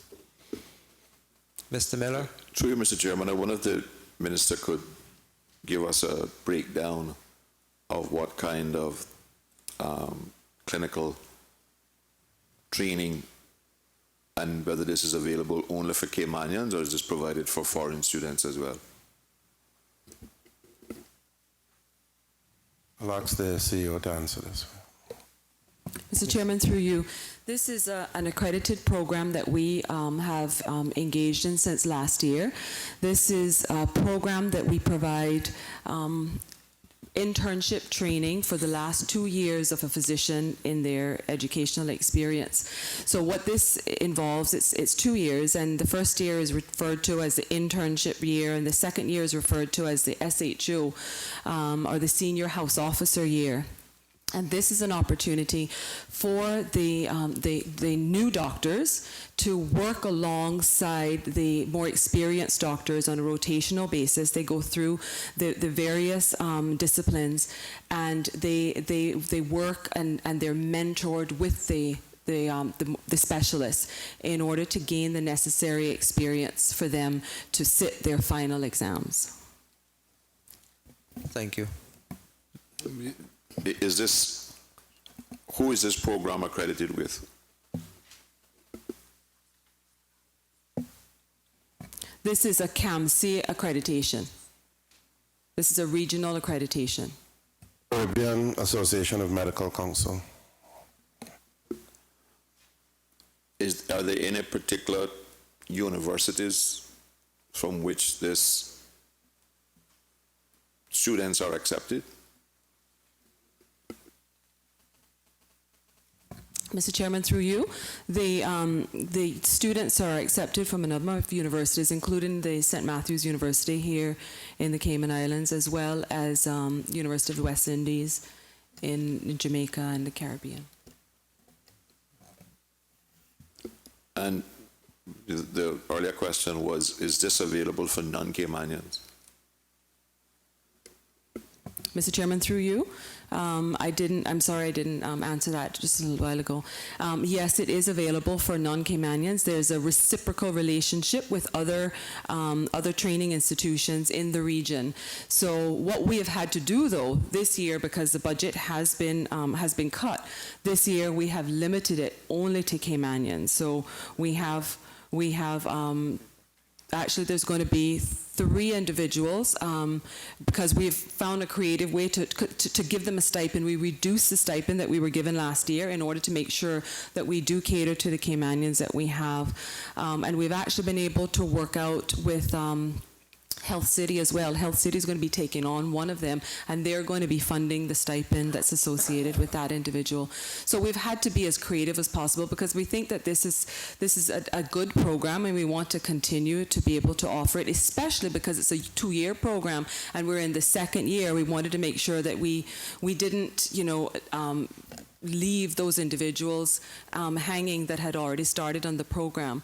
So we have been able to reduce the stipend in order to still be able to offer that experience to the individuals. And it's something that is an added benefit to our doctors here as well, the longer serving doctors, because you know what it's like when you're in a classroom type of experience where you have to sit down and you have to explain these cases. You have to do case studies with your students. It makes you have to do some research, and it's a good opportunity for our physicians. Our physicians are actually enjoying it, and I believe that the residents also have benefited from it because there are additional hands, there are additional eyes and people to talk to. And we've had some very good interns. We're very proud of those individuals that have already gone through the program for a year. And I think that it can grow from strength to strength if we have the needed support. Through you, Mr. Chairman, what is the genesis of this program? Why was this program started? Mr. Chairman, through you, the reason why this program was started was because regionally we have not had that many student doctors, and regionally we have been able to partner with University of West Indies for our physicians to have internship programs there. They've actually gone there and done their internship program. However, with the increasing number of physicians within the region, those opportunities are not available in Jamaica as they were before. So we now have to also take some of that responsibility in order to be able to provide that level of experience for our physicians. So we have to make sure that's why there's a reciprocal relationship. So, the CAMC requires that you provide opportunities for other persons within the region here, and then they also have the reciprocal relationship in the other countries.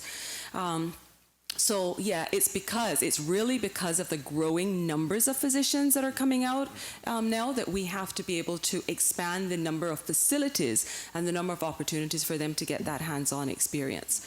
So it's a good problem, but at the same time, we have to work with the resources that we have in order to be able to provide that opportunity for the students. Thank you, Mr. Yearwood.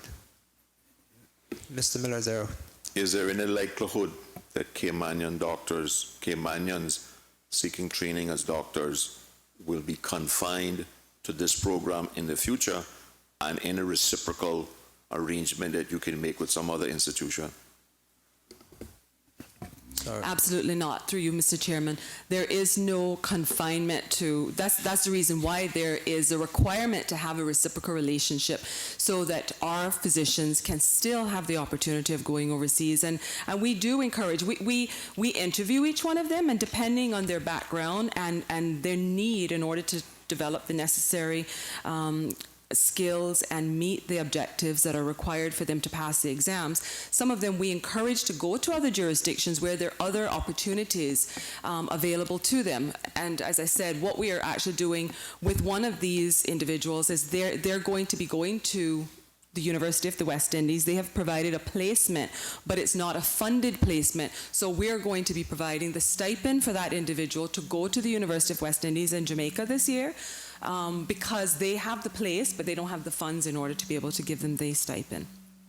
So I think we have the best out of both worlds if we can have this sort of reciprocal relationship. Okay. Mr. Bush, you had a question? She covered it. She covered it. 2 people this year are Caymanian, so that's good. Thank Okay. you. Mr. Saku? Just a quick question, Mr. Chairman. Are we currently meeting the demand placed on the program by Caymanian students? In other words, are any Caymanians being left out because we're unable to accommodate them? Mr. Chairman, through you, obviously we had a period of time, an application period of time, and these were the numbers that we got in during that time, the 5 and the 1 that we have asked Health City to accommodate. But I'm aware of 2 individuals that have just contacted the medical director within the last couple of days, and unfortunately, due to the limited budget, they're not going to be accommodated. And I just want the public and the members to be reassured that this isn't something that we took lightly. We worked very diligently with the Ministry of Education to see if there was any way that their limited resources could assist us in expanding the program this year. And unfortunately, the resources are constrained. So those 2 individuals that have just applied will unfortunately not be able to be in the program this year. However, let me reassure you that our medical director has a very good working relationship with the other hospitals within the region, the other training institutions within the region, and he will do whatever we can in order to try to find a placement so that there isn't a period of time where the individual doesn't get the experience that they require in order to finish their training. And these are 2 Caymanians, you said? That's correct.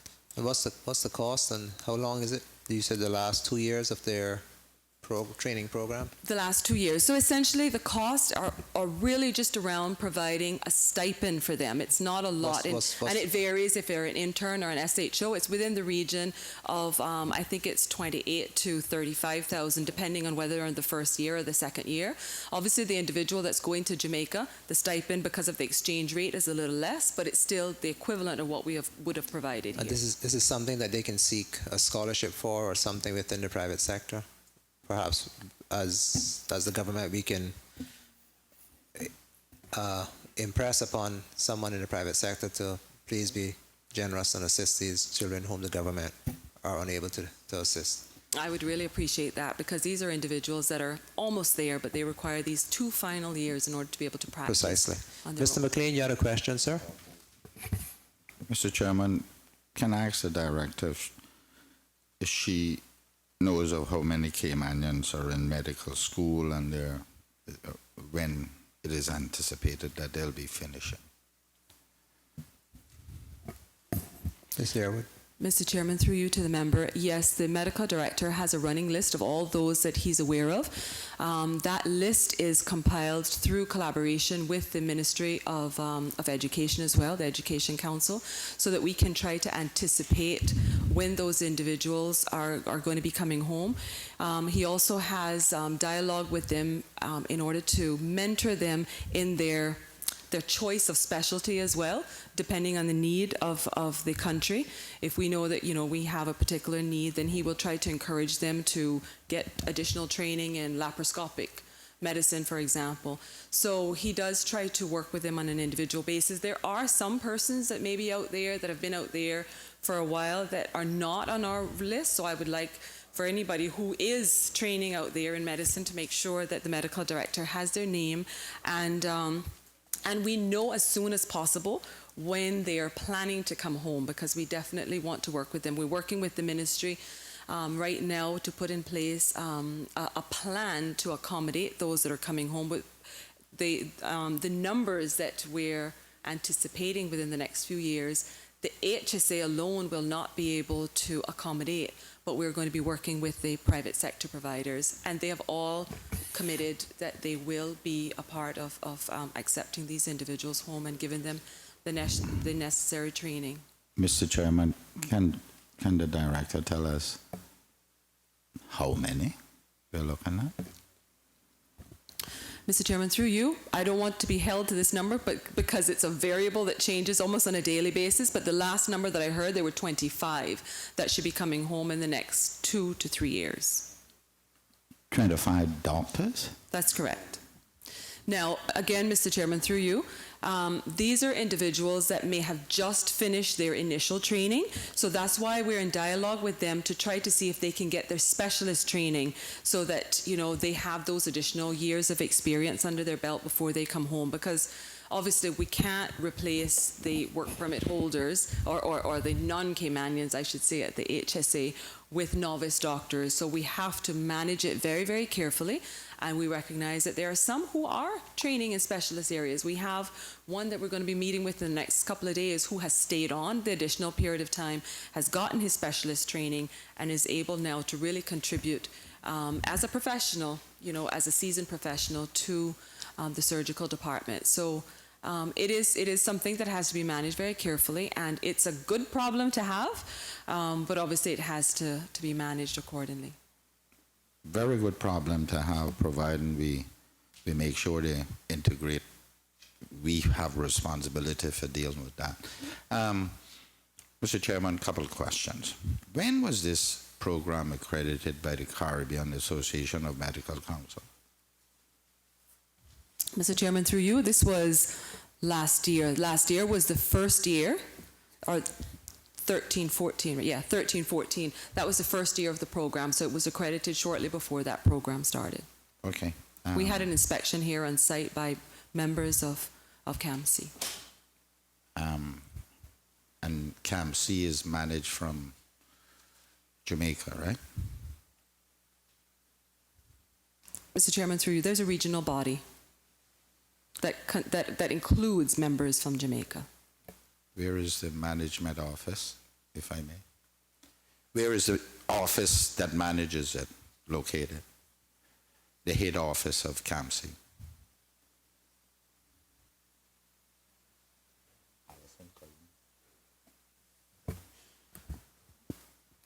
I've just been reminded, because I didn't have that response to the top of my head, but their head office is in Trinidad. Oh. That's a different one from the one I know. Can we then know, Mr. Chairman, they recognize certain universities they don't recognize, and they don't accept within that organization to do internships. Is St. Matthews recognized? Mr. Chairman, through you, yes, that's correct. St. Matthews is recognized. And the way that it's recognized is that they have to pass a two-part exam in order to be able to qualify for the internship. Do you know when they got on the list? Mr. Chairman, through you, I'm not sure exactly when they got on the list, but I know that they were on the list because we had members that were in the program last year. Okay. Well, that's understandable that it was only last year, so that they may have gone on last year. In light of your revelations here that there are 25 Caymanians somewhere sitting, waiting to come, and we can only accommodate 2. No, she didn't say 2. She didn't say 2. She said they can't accommodate all 25. But she didn't mention what number that they can accommodate. She didn't say so, but this says 2. Ms. Yearwood will explain. Mr. Chairman, through you, I'm sorry if I misled you there. There are 2 different things. There's 25 trained doctors that are ready to come home in the next few years. So they're trained doctors. They would have had their internship training. What we're talking about here are those that have 2 years remaining. Okay. So those 2 years are required in order for them to be How amongst many the of 25. those then, Mr. Chairman, may I ask, who are in there requiring that 2 years is in the wings waiting? Okay, now I understand what you're saying. And I do apologize if that was the answer that you asked earlier, and I responded with another number, thinking that you were talking about the overall number of physicians that were ready to come home, because I know we had discussion about that earlier. The numbers that we had, the number of applicants that we had, like I said, is 5 that had applied for this program, and 2 additional ones that we've just heard from within the last 2 days. Okay. Mr. Chairman, can I ask then, how many of St. Matthew's students are at the hospital on the same program? Mr. Chairman, through you, I think there is one there now, and I think there is another one that will be coming. But I'm not absolutely sure, but I know that there was one that was in the program. And they are being financed by St. Matthew's? No, no, sir. Mr. Chairman, through you, they are when you say finance, we give them a stipend in order for them. It's an internship program, so we give them a stipend. So their financing for the University of St. Matthews would have been separate and apart from this. We are actually paying them a stipend for them to be at the Mr. Chairman, hospital. please ask her not confuse me. Finance, I mean stipend, whatever it is, to be a part of this program. Who pays for that? Mr. Chairman, through you, that's coming out of this output. So any individual who is in the internship program, we would provide a limited stipend for them to be in the program with the exception of the one individual who's going to Health City. Health City is going to be funding that individual. So can I find out then, Mr. Chairman, how many there really are in this program, starting now? Because you said there's one there now from St. Matthews and one or some amount may come. How many are in this program? Okay, Mr. Chairman, through you, this output accounts for 4 individuals, the 2 individuals in the first year and 2 individuals in the second year. The 5th one will be accounted for at Health City. So that's the 5 that I'm referring to, okay? And then there are 2 others that are not included in this program because we only heard from them within the last couple of days, so we did not anticipate them when that output was put together. Having said that, the output has been reduced and we have had to adjust the stipends in order to still accommodate the same number of people in the program. And the 2 that is you just learned of, are they Caymanians? Mr. Chairman, through you, yes, that's correct. I think I answered that earlier. Mr. McLean, you are at a slight disadvantage because I think you were not in the room when the questions started with respect to this particular appropriation. So much of what you're asking now, she's already said. No, I understand that. I understand. I was here, but I'm just trying to get it straight now. Comparing the 5 we currently have, 2 in the second year and 3 from this year, for the new year. That is 5. 1 going to Shetty.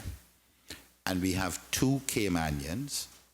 Sometimes you need to ask the questions over so it plays. We have 2 more Caymanians that we just learned of. And you tried to accommodate them, and unfortunately we can't, based on the budget cuts. This question now is for the minister. If the minister can give a commitment to pull out all the stops within his government to try and accommodate those 2 Caymanians.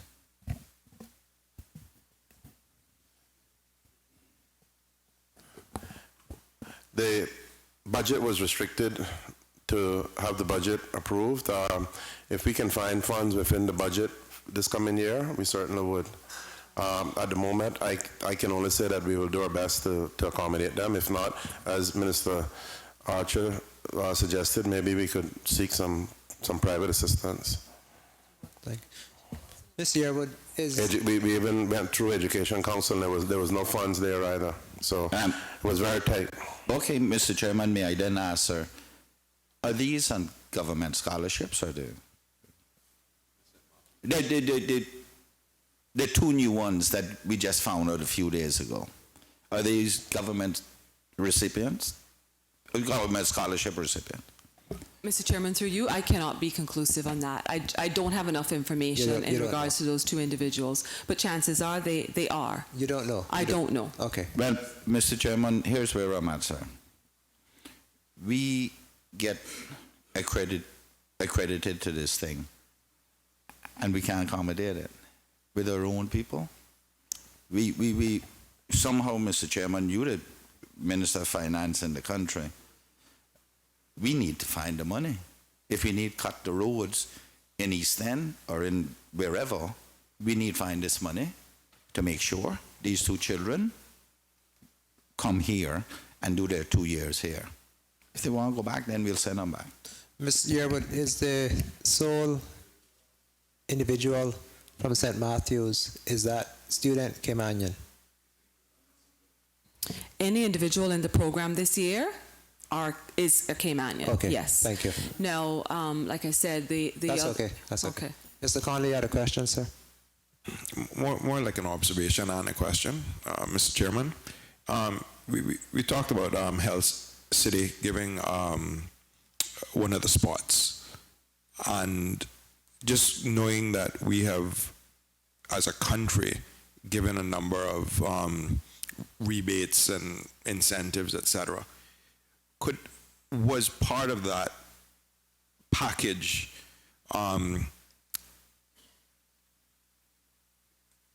part and parcel with some of these internships? I mean, can someone give me that information? And if not, then could we open that dialogue and see if, because of that relationship and, you know, past good faith, we could get them to take at least one or two more?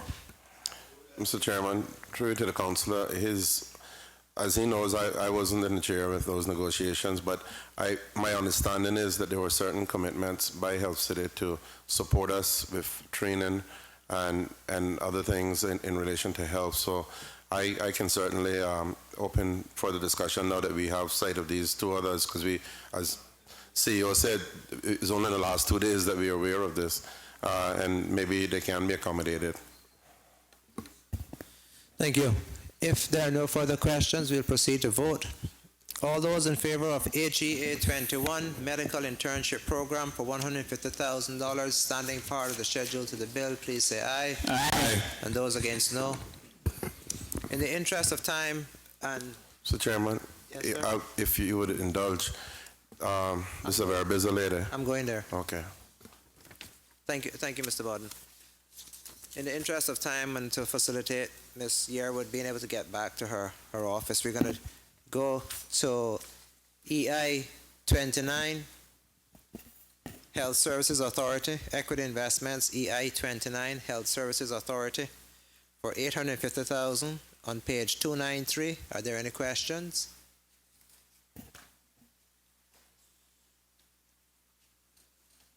EI 29 on page 293. Are there any questions?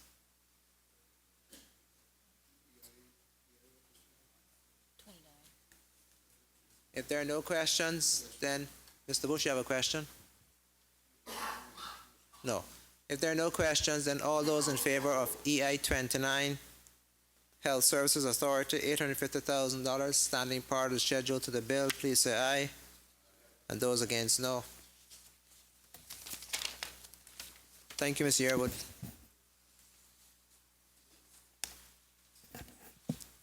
Turning now to appropriation MUS4, collection and preservation of significant material evidence for $147,744 on page 234. Are there any questions?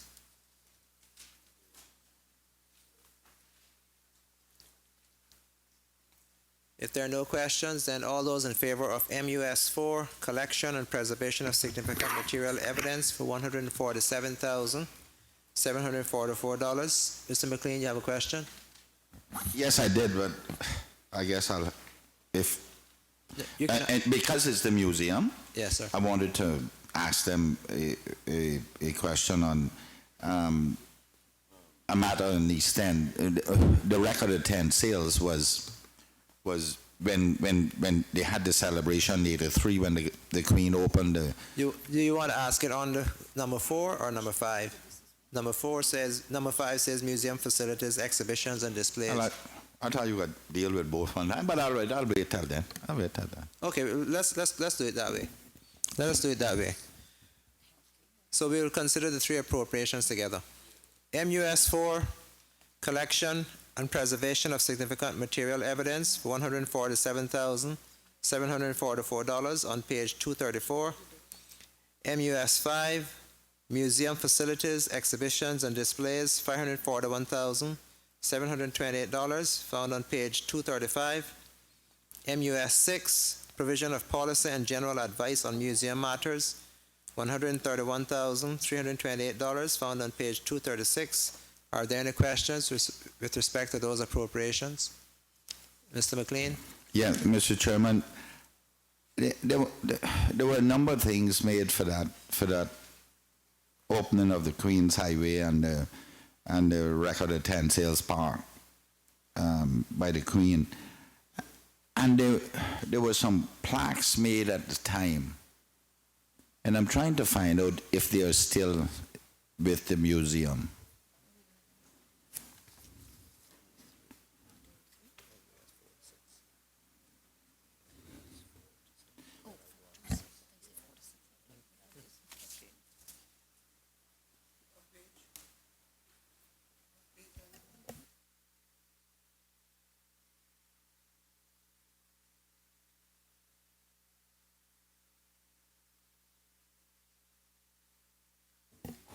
Mr. Chairman, the director has just informed me that at the park in East End, some of those relics were placed at the entrance to that. I'm sure the member knows. And there were some plaques put there as well, not necessarily by the museum.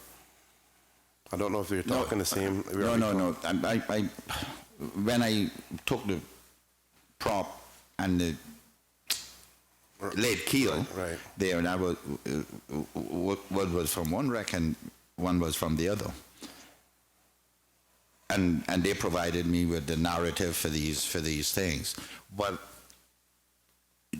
there's some. The Queen opened the Record of 10 Sales Park, and there is a plaque out there that she unveiled. But during that period, they had a number of plaques on little pedestals, just about that high, around that main plaque. And I believe they were removed at the time, shortly after. And I'm wondering if they're still someplace, or if somebody knows the narrative on those, that the details that were on those, because I've requested that the Minister for Tourism assist me with developing that park now, and there are a number of volunteers who wants to do it now, and I'm going to ask the next question. I ask is the museum come and help me too.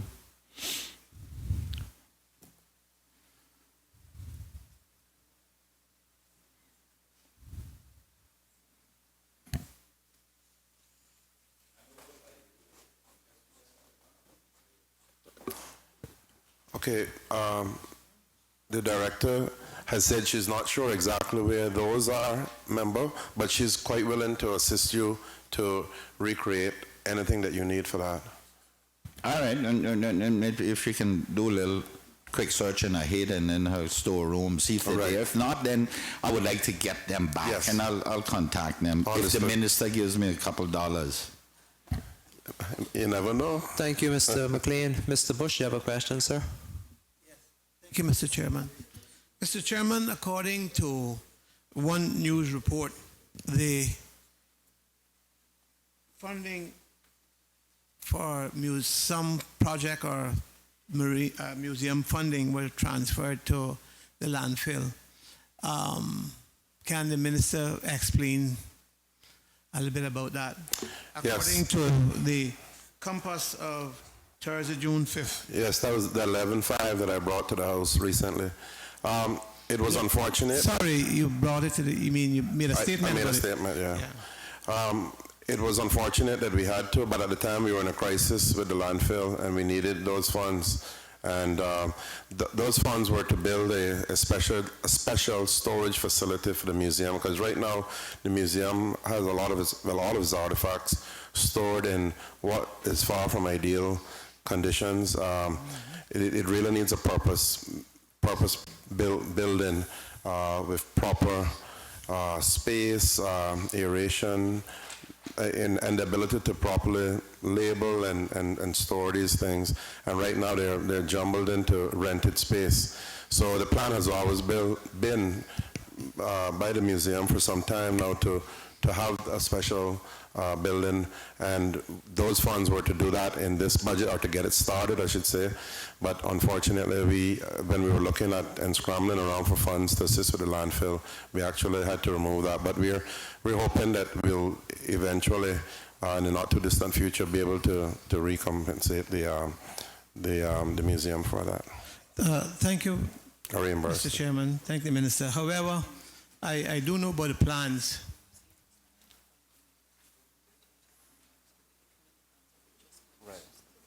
And that was the other thing. The museum at that time was not in a position. We were going to lose them in this budget anyway because they were not in a position to contract for that project. So rather than lose those funds, we utilize them. Thank you, Minister. As I was saying, I do know about the plans because we had plans a long time to get that. From the 1990s when I was Minister of Culture, that plan came into being. And Mr. Chairman, we at that point instead of couldn't build either, and we went out to get the building, the storage. We rented the storage, and that still exists. And while we can all say that we have priorities elsewhere, and the museum artifacts or things that they have in storage might not be such a priority, it has been in place for a long time. So, is there plans? Are there any funds in the budget for move forward with the plans?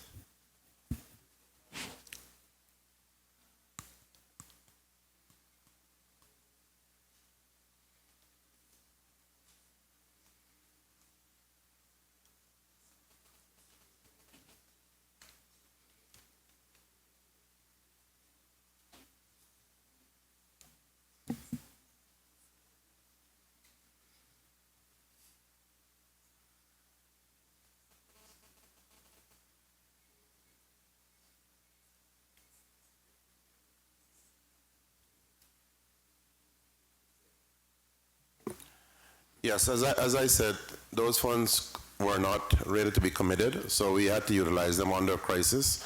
But at the same time, we do have seed money in this budget to get the project started. You have funds? Yes. Even at a reduced budget? Yes. EI, we'll get to that. EI 23. Yeah. Sorry? EI 23 has 100,000 there.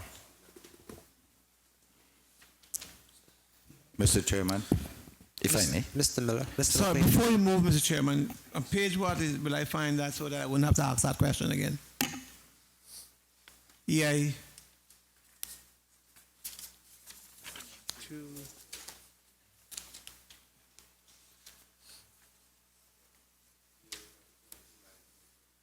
$293?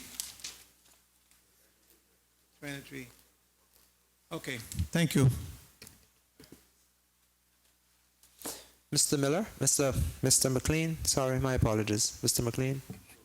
Mr. McLean. That's okay, Mr. Chairman. Don't worry. Don't worry about them over there. Mr. Chairman, there was a point where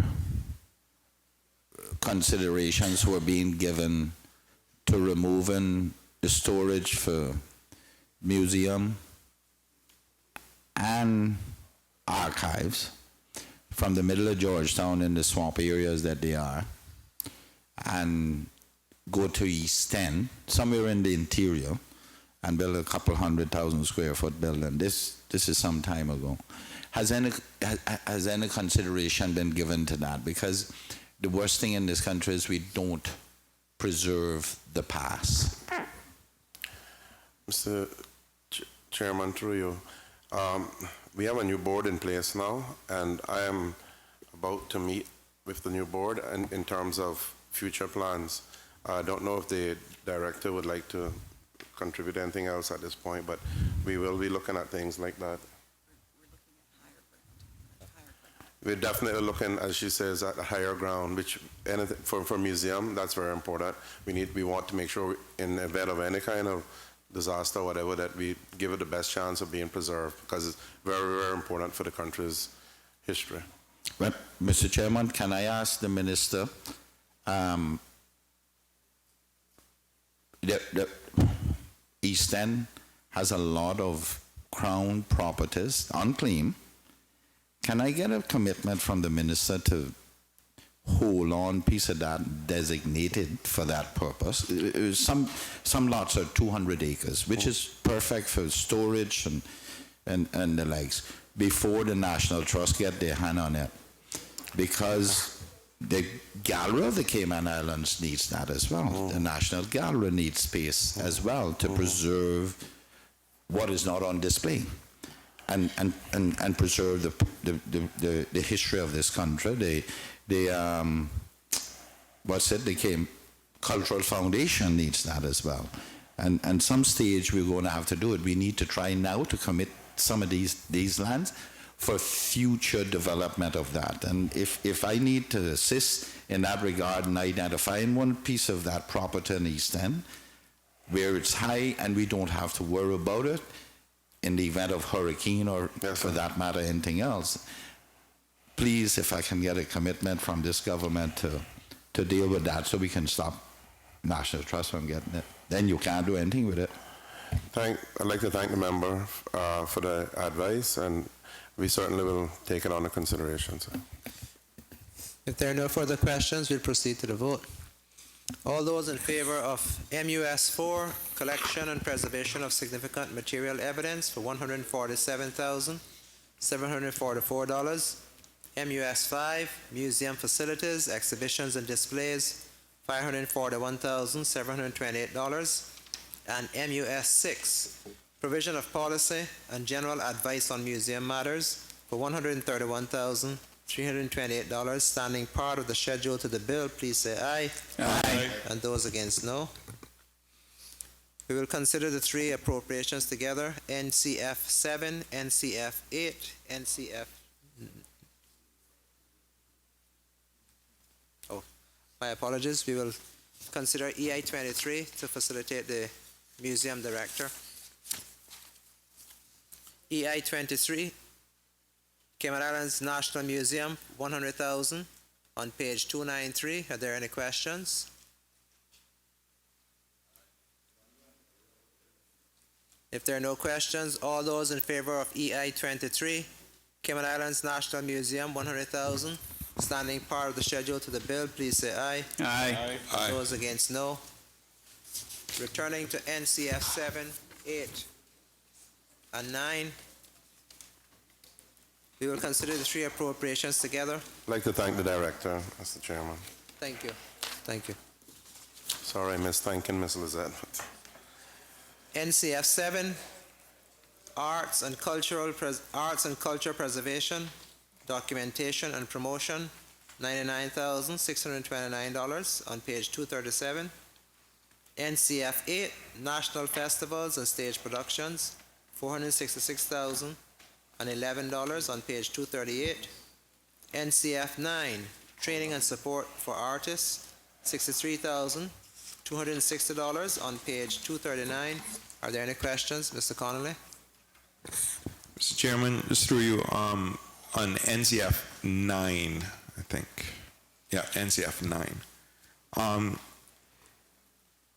Had some constituents in my district contact us about government supporting Caymanian artists through purchasing their artwork and putting in government buildings.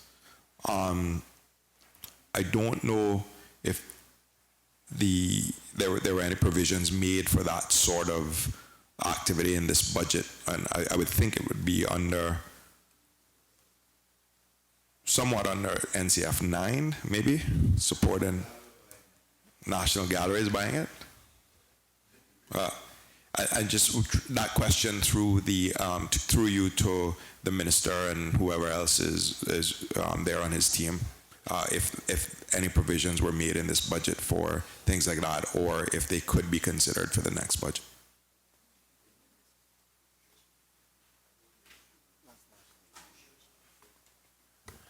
That is under the National Gallery, not the Cultural Foundation. We're considering now the Cultural Foundation. But I'm aware of what the council is asking. Okay, thank you. Are there any further questions? Mr. McLean? Mr. Chairman, I just need to know, under this vote somewhere, where is all this work from Ms. Gladwin Bush kept? It's kept. Ms. Gladwin Bush, Ms. Lassie, Ms. Lasser.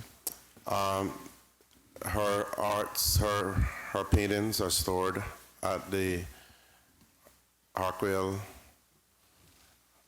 under the careful and watchful eye of the director, Mr. Matu, and his wife, Ms. Marcia. And of course, we have her home, which has been preserved and is now a visitor's site and added tourist attraction. Are these, Mr. Chairman, are these paintings kept in the proper controlled environment? Yes, sir. Can you explain the location on the site that they're kept in? They're in first of all, they're secured. It's not a site that's accessible to the public. And they are, from my viewing, they are well stored and well labeled and the like. And from what I can tell, in excellent condition. I'm no expert on this, but I can only attest to what I've seen. And like I said, they're in a secure environment. Mr. Chairman, it is my hope, my wish that they're not in a container with air conditioned. No, they're in the building. Okay. What kind of revenue does this National Cultural Foundation collect?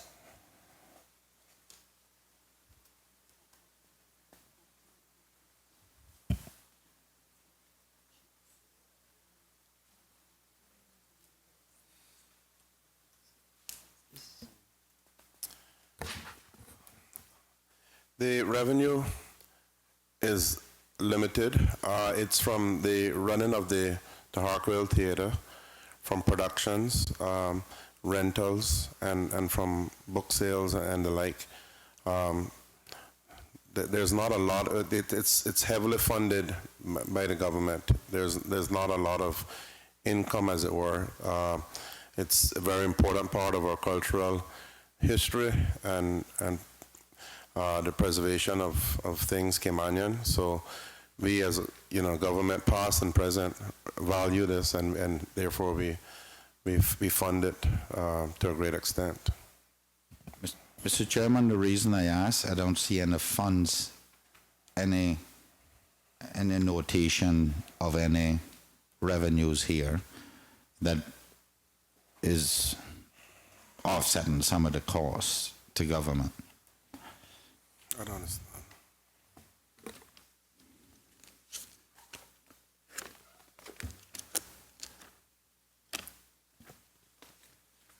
What revenues they are listed in ownership agreements. That's what I was trying to find. And how much those revenues are, may I ask?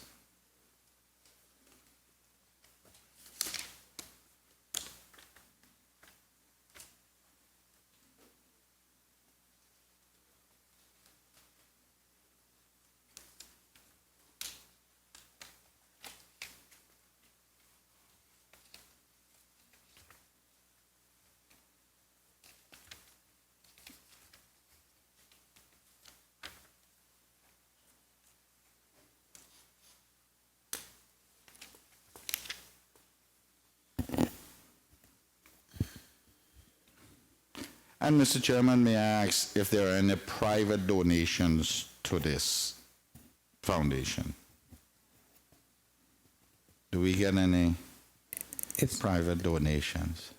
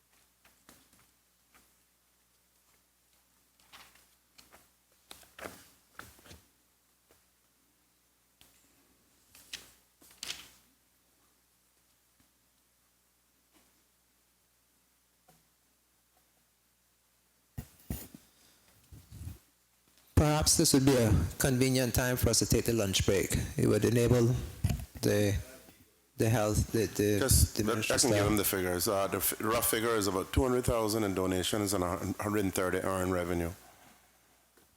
So that's 330. Rough. And, Mr. Chairman,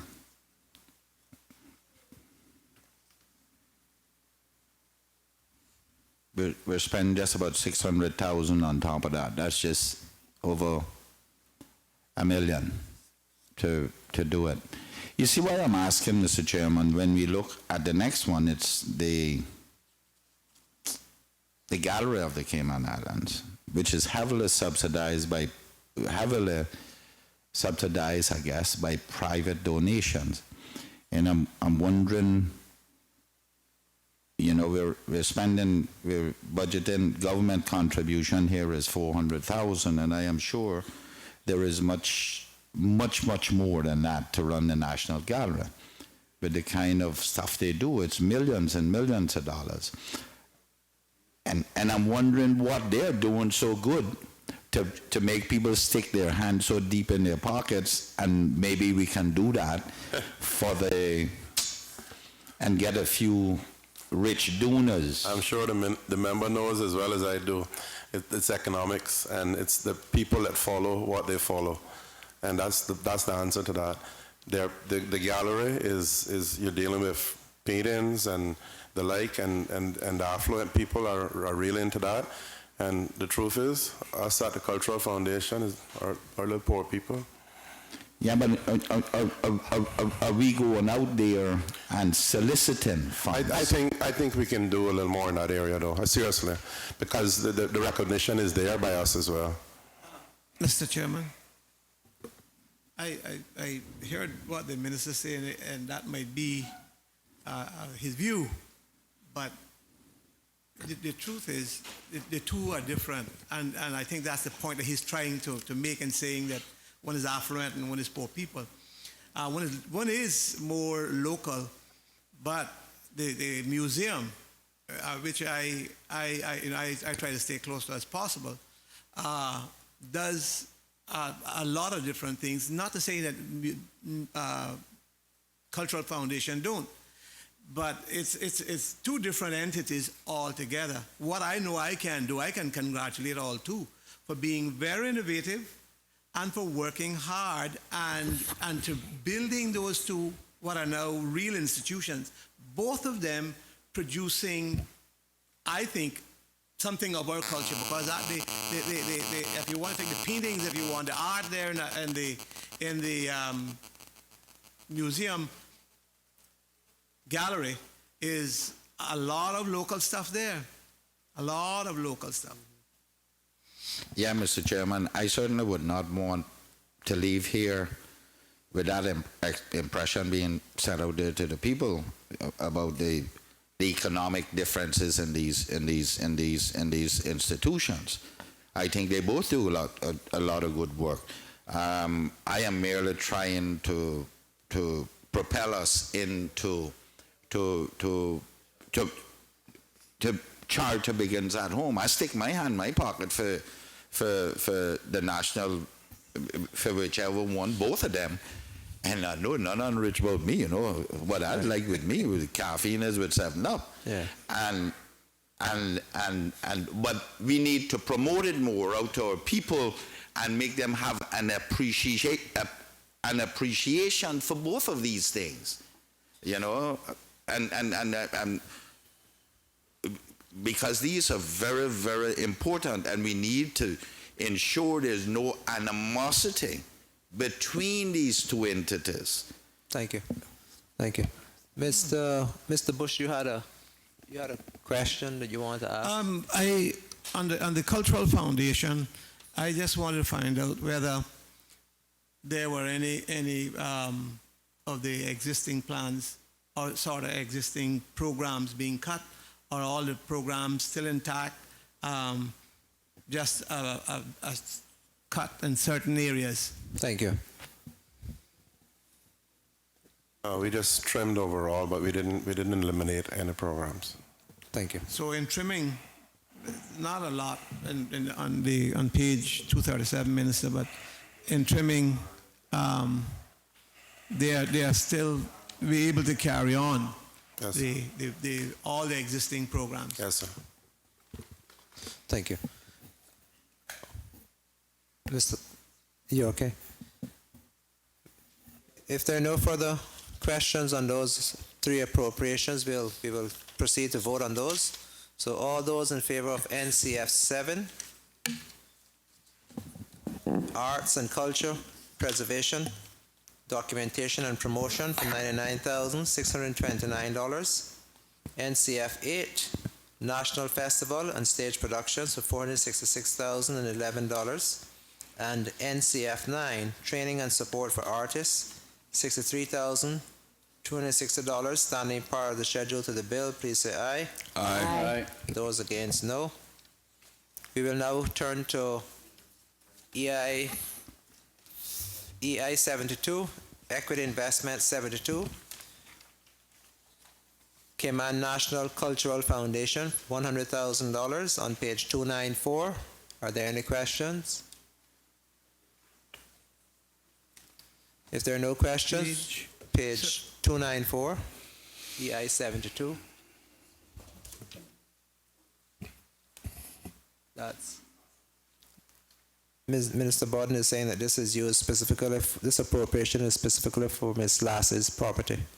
100,000. 100,000. We still upgrading that? Oh. If there are no questions, then all those in favor of EI 72, Cayman National Cultural Foundation for 100,000, standing part of the schedule to the bill, please say aye. Aye. And those against, no. It's a convenient time now to take the lunch break. It is approximately... Mr. Chairman, if I may, sir, we might as well do the National Gallery because those were related and we already went that out. We just want them to work as one in this country and promote these different Perfect. arts. I'm happy for the cooperation. And I'll always be in support of anything to preserve the arts of this country. Okay, perfect. So all those in favor of